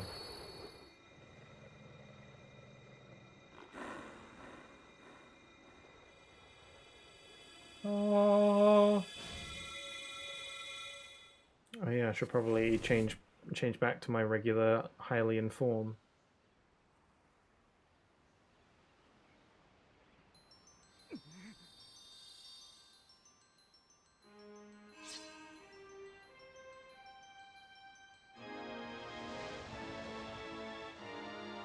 Yes, we got it.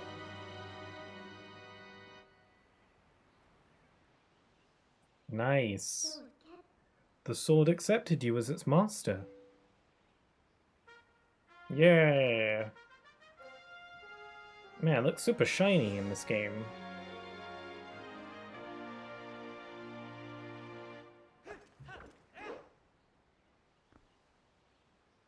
Nice. This thing is the embodiment of the evil magic that Zant cast on you. It's definitely different from our tribe's shadow magic. I want to eat it. Careful, if you touch it, you'll turn back into a beast. This thing is too dangerous. It's probably for the best we just leave it here, huh? But on the other hand, if we kept it, you'd be able to transform into a beast anytime you wanted.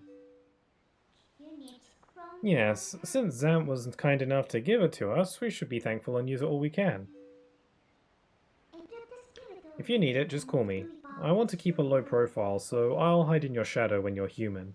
But I can change whenever. You can be a wolf anytime you like. Also, thanks to this thing, we can warp whenever you want by switching into wolf form. But, hey, listen, Link. I've got a little favor to ask. Would you mind coming with me to find something called the Mirror of Twilight? It's hidden somewhere in Hyrule. Yes, the Mirror of Twilight, our last potential link to Zant. I know all about links, being one myself. Swoosh.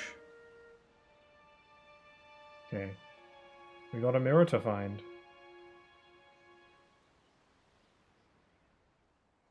So I'm just going to refresh my capture because I'm paranoid. To Gerudo Valley, yes. Gerudo is pretty cool in this game. So yeah, we've got the Master Sword. So now the look is complete. We've got the shield, we've got the sword. And we are ready to go. And we can wolf anytime we want. A really cool addition that the HD version made is that in the original, whenever you wanted to transform, you had to talk to Midna first and go through the dialogue. In this game, if you just tap a button on the gamepad, you can just transform instantly. Love that.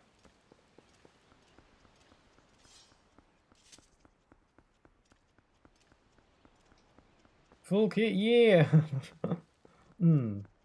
One thing, so what I've been doing up to this point is that whenever I transform into a wolf, I transform into my own wolf form with my avatar on the stream.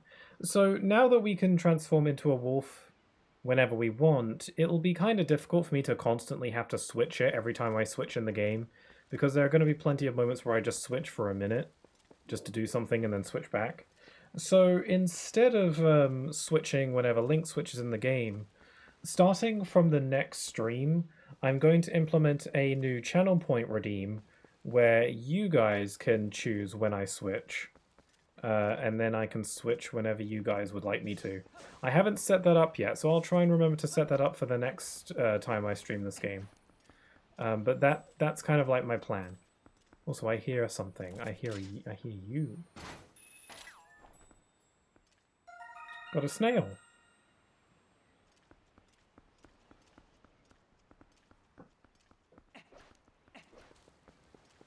Yes. Let's see. I got my bows, got my bombs, got my hook shot. Actually, I'll place bombs on R. Okay, let's get out of here.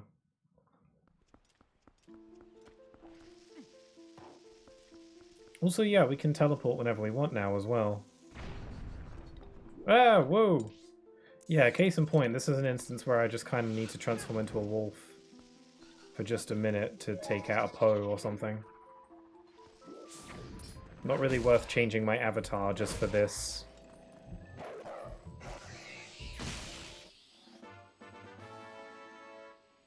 So I'll stay in my Hylian form for the remainder of this stream, but starting next stream, I'll allow people in the chat to choose for me with the channel point.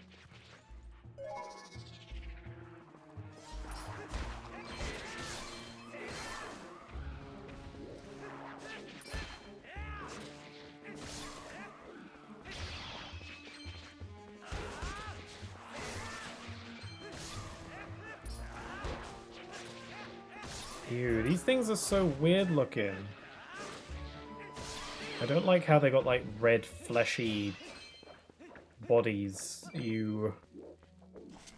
Well, the enemies in this game are just disgusting. Oh, careful. Get off. Is there really nothing in here? Oh. Alright, I stand corrected.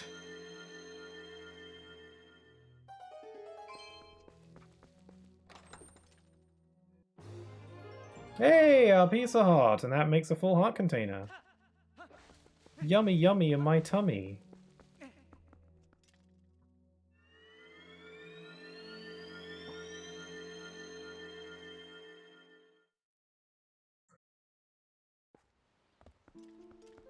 Okay, let's warp.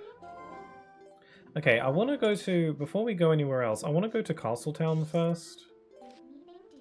Oh yeah, we also need to go learn a new sword skill from the golden wolf guy. So we'll do that.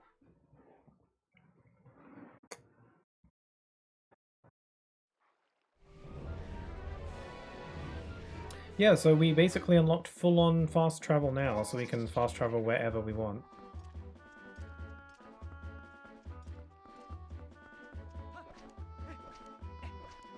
Also, Hyrule Castle has a giant triangle around it. Greetings, Mr. Link. I have come to deliver a letter. It's a letter from Telma. Well, my business include. Onward to mail. Hut, hut, hut. We got mail. Let's read it, we shall. It came so quickly. Link, there are some folks that want to meet you, so come to my bar right away. These guys will be powerful allies for you. You heard me, come by. I'll be waiting at my Castletown bar. I don't want to be that guy, Telma, but technically I didn't hear you. I read you. So, you know, I hate to be that guy. Didn't I save in the same spot?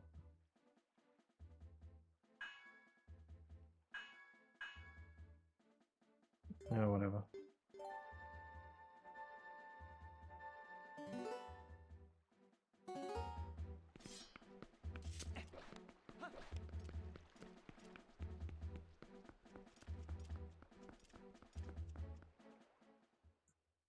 Mail coal. Okay, the reason why I'm here is because I need to, because my wallet is full, so I need to empty it out by giving money to this guy. In 50 rupee increments.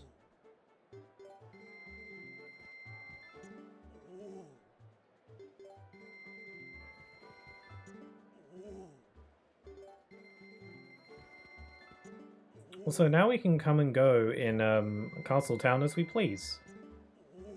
We've got kind of... This is where the game, like, properly opens up, I guess. Once you get the Master Sword and you can transform into Wolflink whenever you want. And also, all of the Twilight Realm is gone. You got the run of the place, and you can go wherever. Well, not anywhere. It's still limited by certain things, but, you know. This is where the game fully, like, opens up.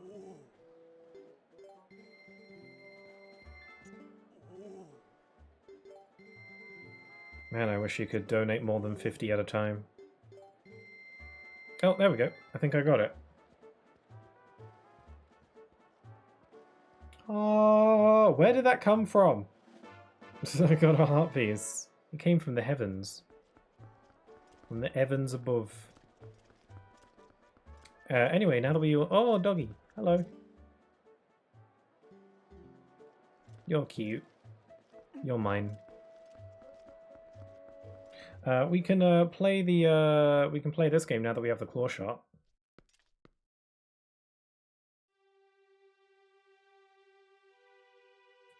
Hello, freaky. No wonder you don't have any customers. No offense.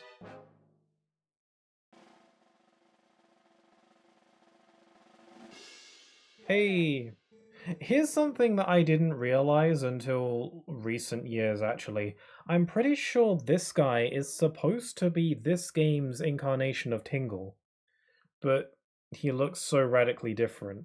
I never really noticed that, but this guy is supposed to be this game's equivalent of Tingle. Because when you look at him, you can kind of see some similarities there, and I never really caught on to that. Greetings and salutations, good sir. Welcome to the kingdom of hopes and fondest dreams. In this place, you can taste the life of the circus star and get your hands on gear that boggles minds. It is our earnest hope that you find delight playing the Star game. The rules are exceedingly simple. So, all you must endeavor to do is track down all the glowing orbs and collect them before the time runs out and make Star. That's so freaking cute. You have a rather outstanding name, I must say. Step right up, shyness be gone. It's only 10 rupees. Who's up to the challenge? Many thanks, good sir. The game will begin once you enter the cage. May chance favor you. Good sir, are you ready? Then away we go. So yeah, he's trying to scam me, essentially. But he doesn't realize that I have special tools that allow me to essentially cheat.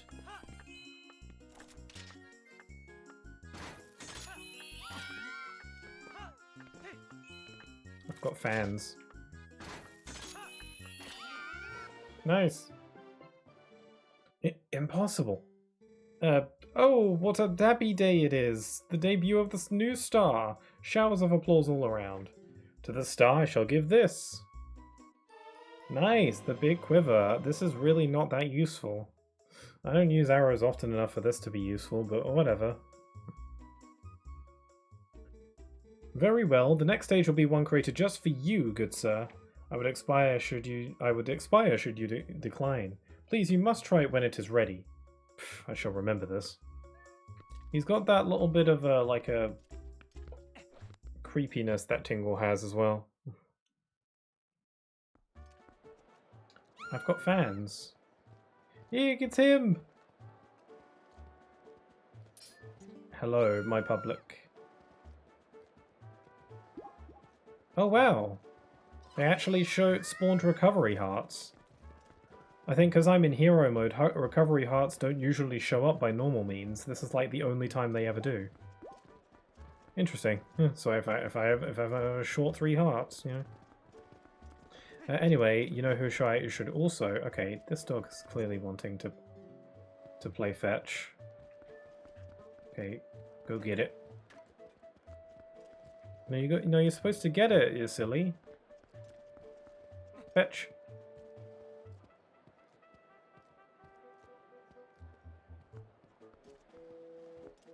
Aw, he's a good boy.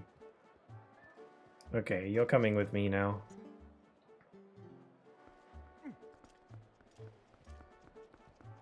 I like how you can hold the puppy. Just hold him. It's so cute. They don't allow you to pet the dogs, but you can pick up the dogs, which is either the next best thing or even better, depending on how you view it. Okay, we got Agatha. Need to top up my rupee count. This is why I gave all my money away to that guy outside. It's because all the money that Agatha gives you here would be useless if I had a full wallet still. So this way I can give her all my bugs and still actually get something for it.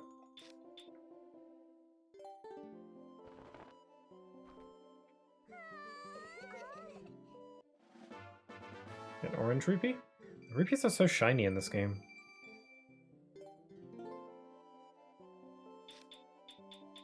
Okay, we've got this grasshopper.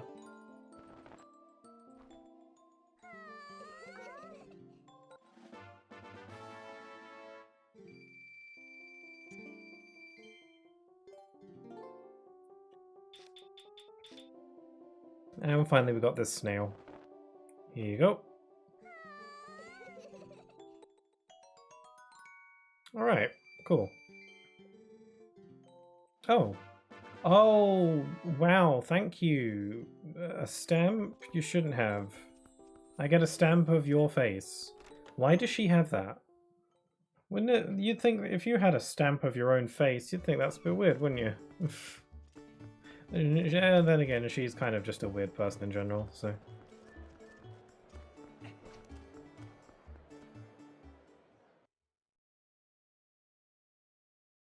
Anyway, I need to find the dog.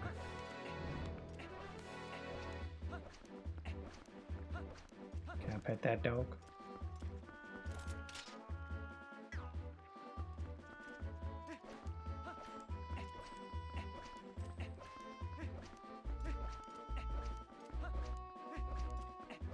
Pretty sure he's around here. There he is.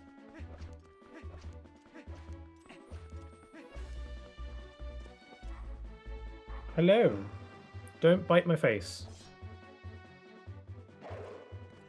I said don't! There's got to be another way for me to get into your weird pale cloud realm without you biting my face. I need stitches now.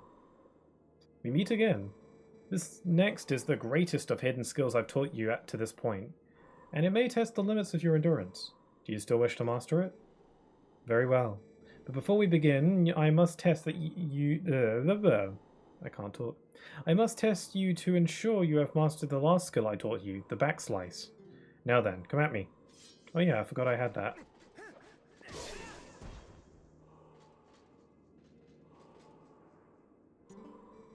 Excellent. It appears you are certainly capable of performing my lost art. Very well. My fourth hidden skill is the Helm Splitter. Let it be honed into your mind. Head chomp is the only way to ensure the lesson sticks. I guess so. It makes it more memorable. Unless he gives me brain damage first. It's like willing to roll that dice, I guess. It is impossible to circle around and perform a backslice against a fully armored enemies that move swiftly in combat. Against such foes, you must first use a shield attack to make them flinch, and then quickly press A. What the hell does press A mean? Are these real sword techniques, or are you making this up? You will leap into the air over the enemy's head and greet them with your blade by immediately striking from behind. Swoosh. This is the Helm Splitter. Show it to me. He does the dramatic sword showing there. Swoosh!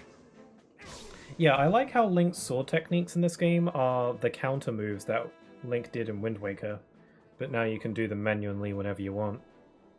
Impressive. Do not miss your chance to land a Helm Splitter with A after your shield attack. The fourth hidden skill, the Helm Splitter, has been passed on. Woo! We can do flips.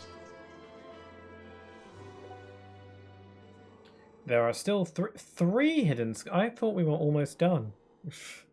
There are still 3 hidden skills for you to learn. Do not neglect your daily sword training between now and the next time you come to learn the next skill. May we meet again.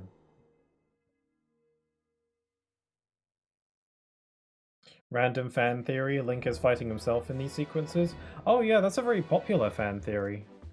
And I like to think it's true. Like, I don't know if it's true, but I like to think it is. I don't even know where the Mirror of Twilight is. We might find a clue if we in the bustle of Castletown. Okay. I mean, I know where the Mirror of Twilight is, but I guess we're supposed to ask about it. Oh, hello. What are you doing out here? On a stroll? Thanks to you, I have 12 bugs ready for the ball at my castle. We only need 12 bugs more until I find all of them. Until all of them are here, so please do your best to find my partners for the ones that are not already paired up. Oh, that's cute. I didn't know that she takes a walk in the gardens. Plot twist, we ended up being right this whole time. I mean, the evidence for that theory is all there, you know? Like, the theory is that the hero shade that teaches us those skills is Link from Wind Waker. No, not Wind Waker. Ocarina of Time and Majora's Mask. Who'd just been transformed into a Stalfos-looking guy. Because that was like the legend about the woods, if you get lost in there. Also, that guy is also left-handed, just like Link is. I mean, he's right-handed in this version of the game because the game is flipped. But he is canonically left-handed. Okay, I gotta go to Telma's bar.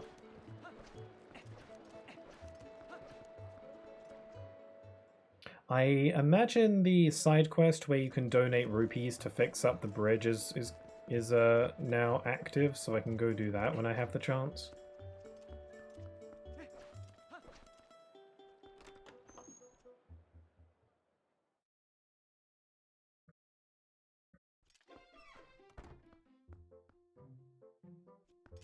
Hello, cat. Thank you very much for the help before. Oh my, if it isn't Link. It is I. You made it. Have you been, honey? Mercy, but you have good timing. I was just talking about you. Hey everyone, introduce yourselves. Oh yeah, we got like a squad in this game. This handsome young man is the infamous Link. What do you think I'm handsome? You remember what I told you before, honey? These are those friends I mentioned, the ones who are trying to help deal with all the troubles in Hyrule. Actually, there's one more of us, but there's been a disturbing turn of events in the Eastern Desert, so he's gone to check it out. He's an older man named Aru. If you happen to meet him, definitely take the time to talk with him, okay? Well, you've come all the way here, honey, so why don't you relax a bit? Why don't you be sociable and talk to these folks? They're a jolly bunch. You're asking a lot of me. Hello. Ah, we understand each other. Also, it's the mailman. What to order, what to order? I do believe I'll start with meat. How about some ham? I know we can get some. Yeah, just kidding.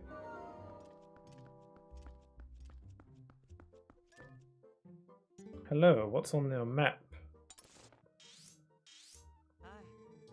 The old Kodra Aru is at the Lake Hylia studying the desert. Okay, I'll go check him out. Oh, hello there. You must be a Link, correct? Hello, you look like a nerd. But in a good way. I'm Shad. Wonderful to meet you. Telma told me you've been what you've been up to. You're rather formidable. I'm rather not, I'm afraid. Well, I'm formidable at book reading, but I lack, shall we say, physical skills.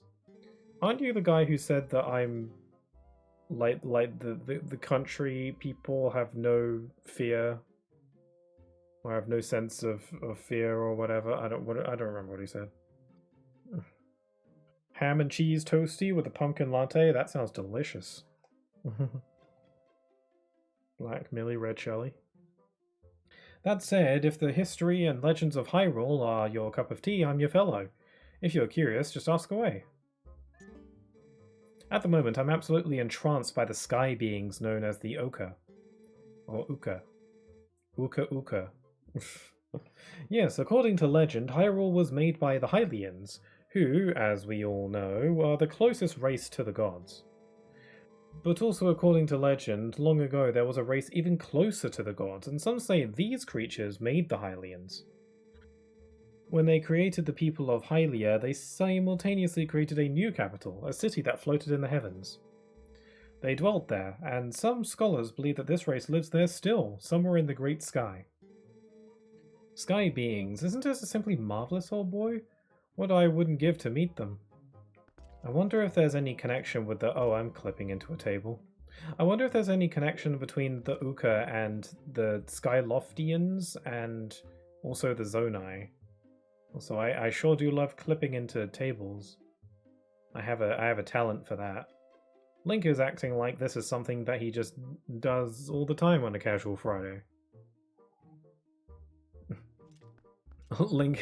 Link's shifty eyes is like, geez, I sure hope they don't notice that I'm clipping into this table.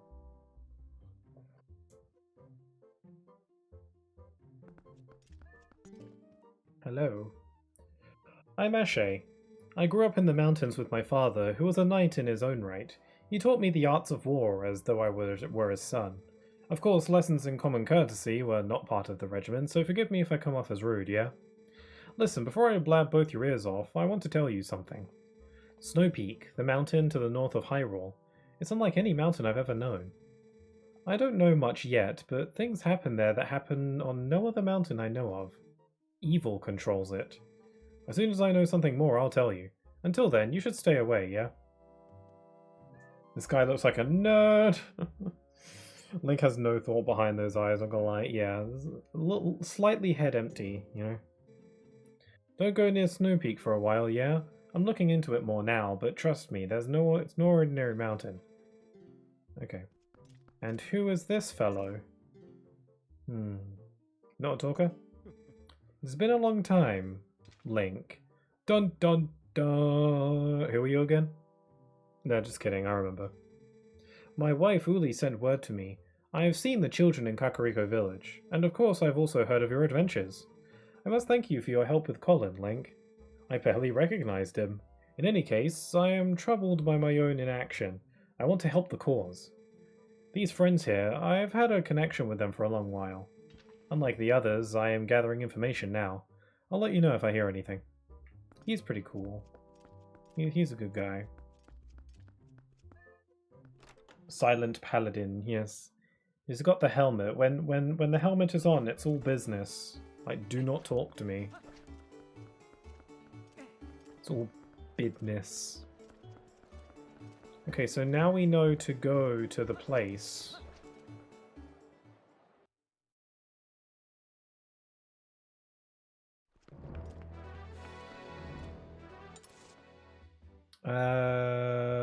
Portals, Castletown, Lake Hylia. Here we are.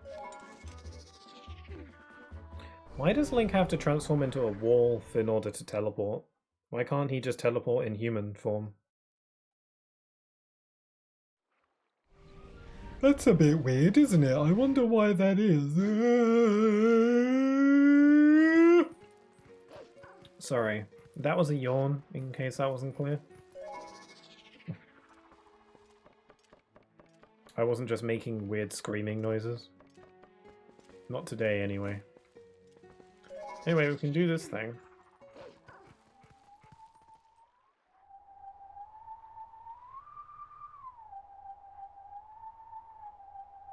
Oh god, did you just sing a novel to me? That was so long.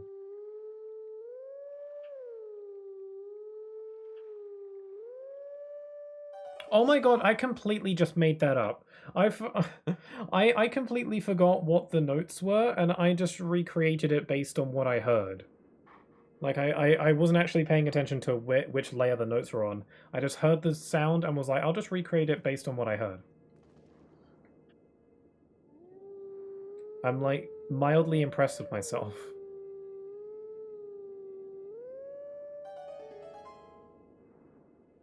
Maybe the teleport only works for creatures, not humans? I guess so, but Midna always creates those teleport portals at the end of dungeons, and those work on Link when he's human. So, yeah, I don't know. Maybe it just works better on creatures.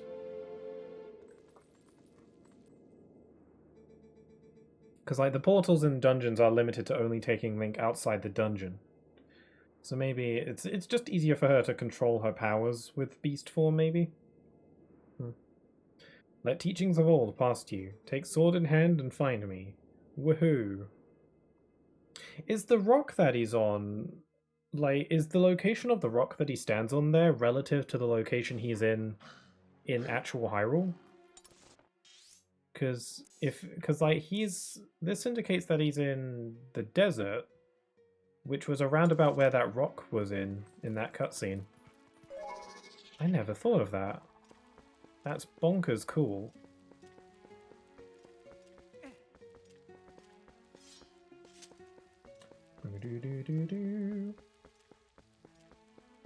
Next Legend of Zelda game, Ocarina of Time. The next time I play Ocarina of Time, hopefully it'll be like in a...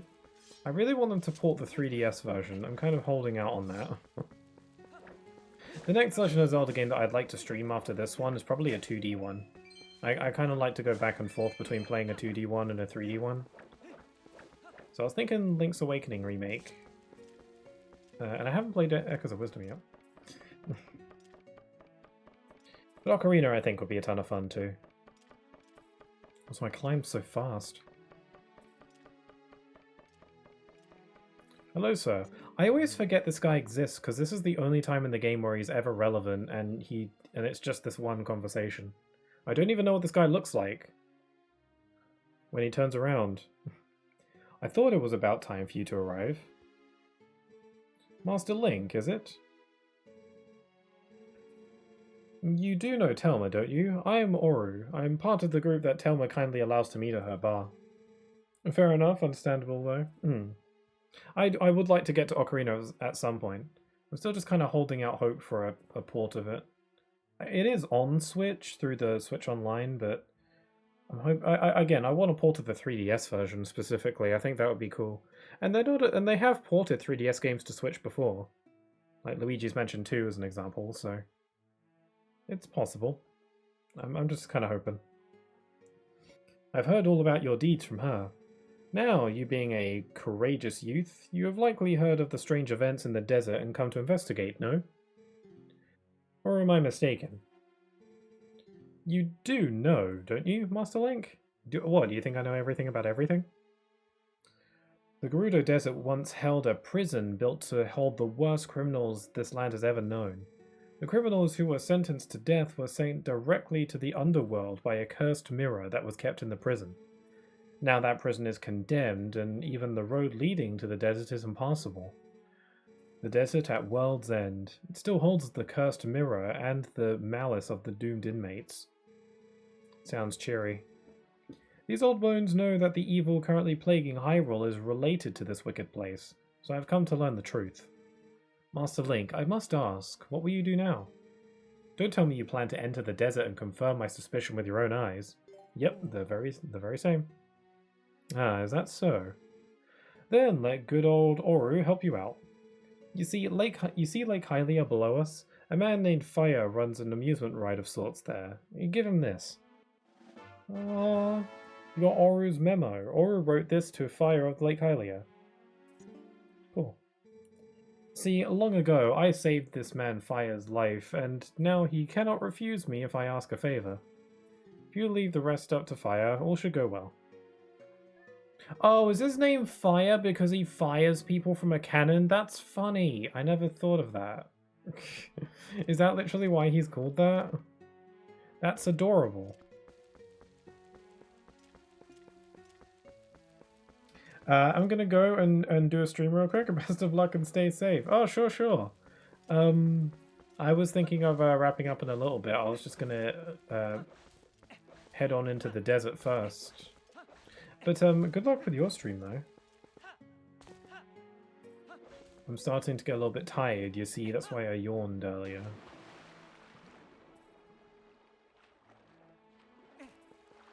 But yeah, nice chatting with you. Okay, I gotta get that letter. Gotta get my letter. I was hoping to enter Gerudo Desert during the daytime, but it's turning night now. Maybe we can get in there by sunset. Have a lovely day, dude. Thanks for hanging out. Good luck on your stream. Yeah, thanks for hanging out. It was a very pleasant time.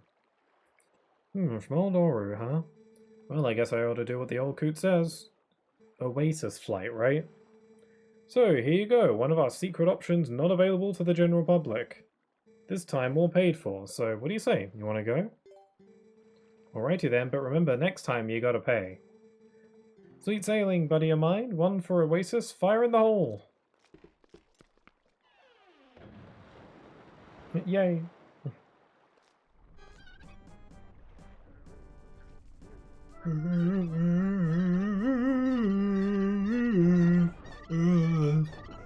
Sorry, I yawned again.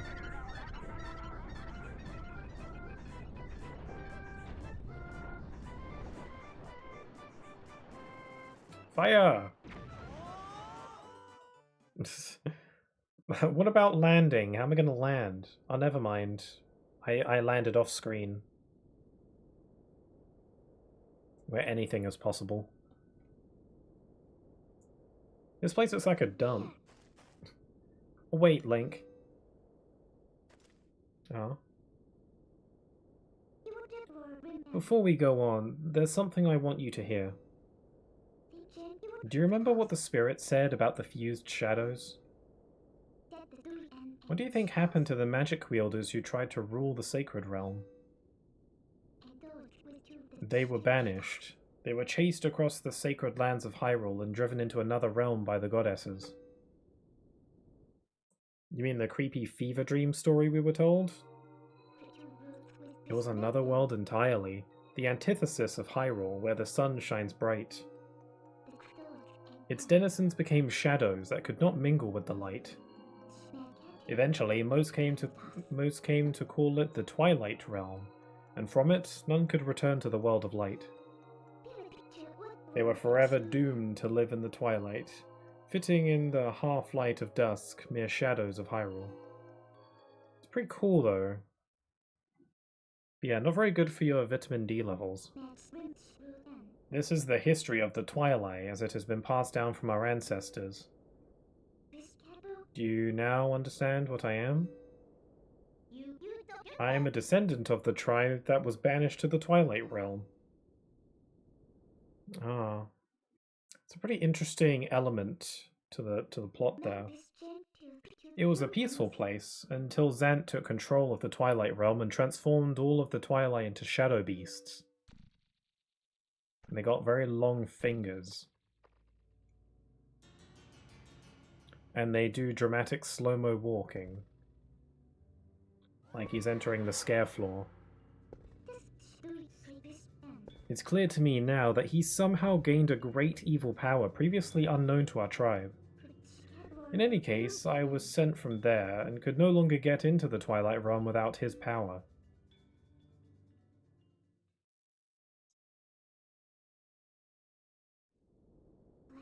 But there's another tale told by my people. Though the goddesses forbade us to return to the world of light, they left one link between the light and the darkness. Something called the Mirror of Twilight was passed to the protectors of Hyrule. It's our only path to the Twilight realm, and we must get there. I'm going to touch your face. You'll come with me, won't you? Yeah, okay. But only because you really got cute little baby hands.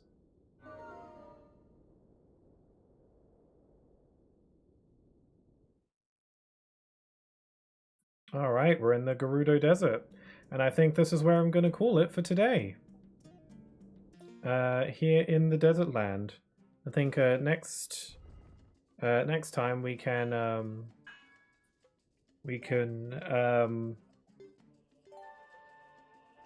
make our way through the Gerudo Desert and do the next dungeon, the Arbiter's Grounds, which is a pretty cool one. So yeah, thank you all for joining me. This is where I think I'm gonna end it for today.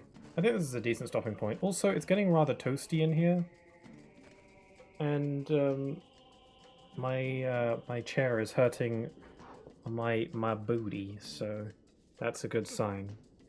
That's a good stopping point.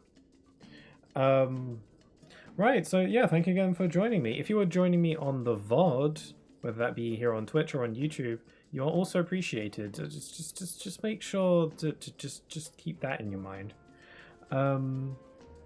It's Friday today. I'm not used to streaming this game on Fridays. So I'll be streaming next on Sunday, where I will most likely be playing Donkey Kong Bonanza.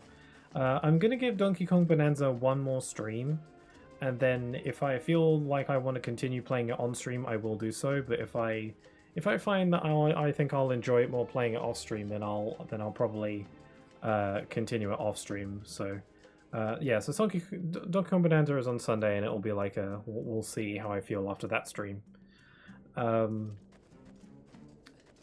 As for Twilight Princess, I should be continuing with this next week. Looking ahead at the weather forecast, it's looking like next Friday or next Wednesday will be a bit warm, so I might not want to stream that day. But hopefully I should be good to continue this next Friday. So that is the plan. So yeah, all good on that end. Alright, so thanks very much. And with all that being said, I hope you all have a wonderful rest of your day. Stay safe, and I hope to see you all again very soon. Take care. Bye-bye.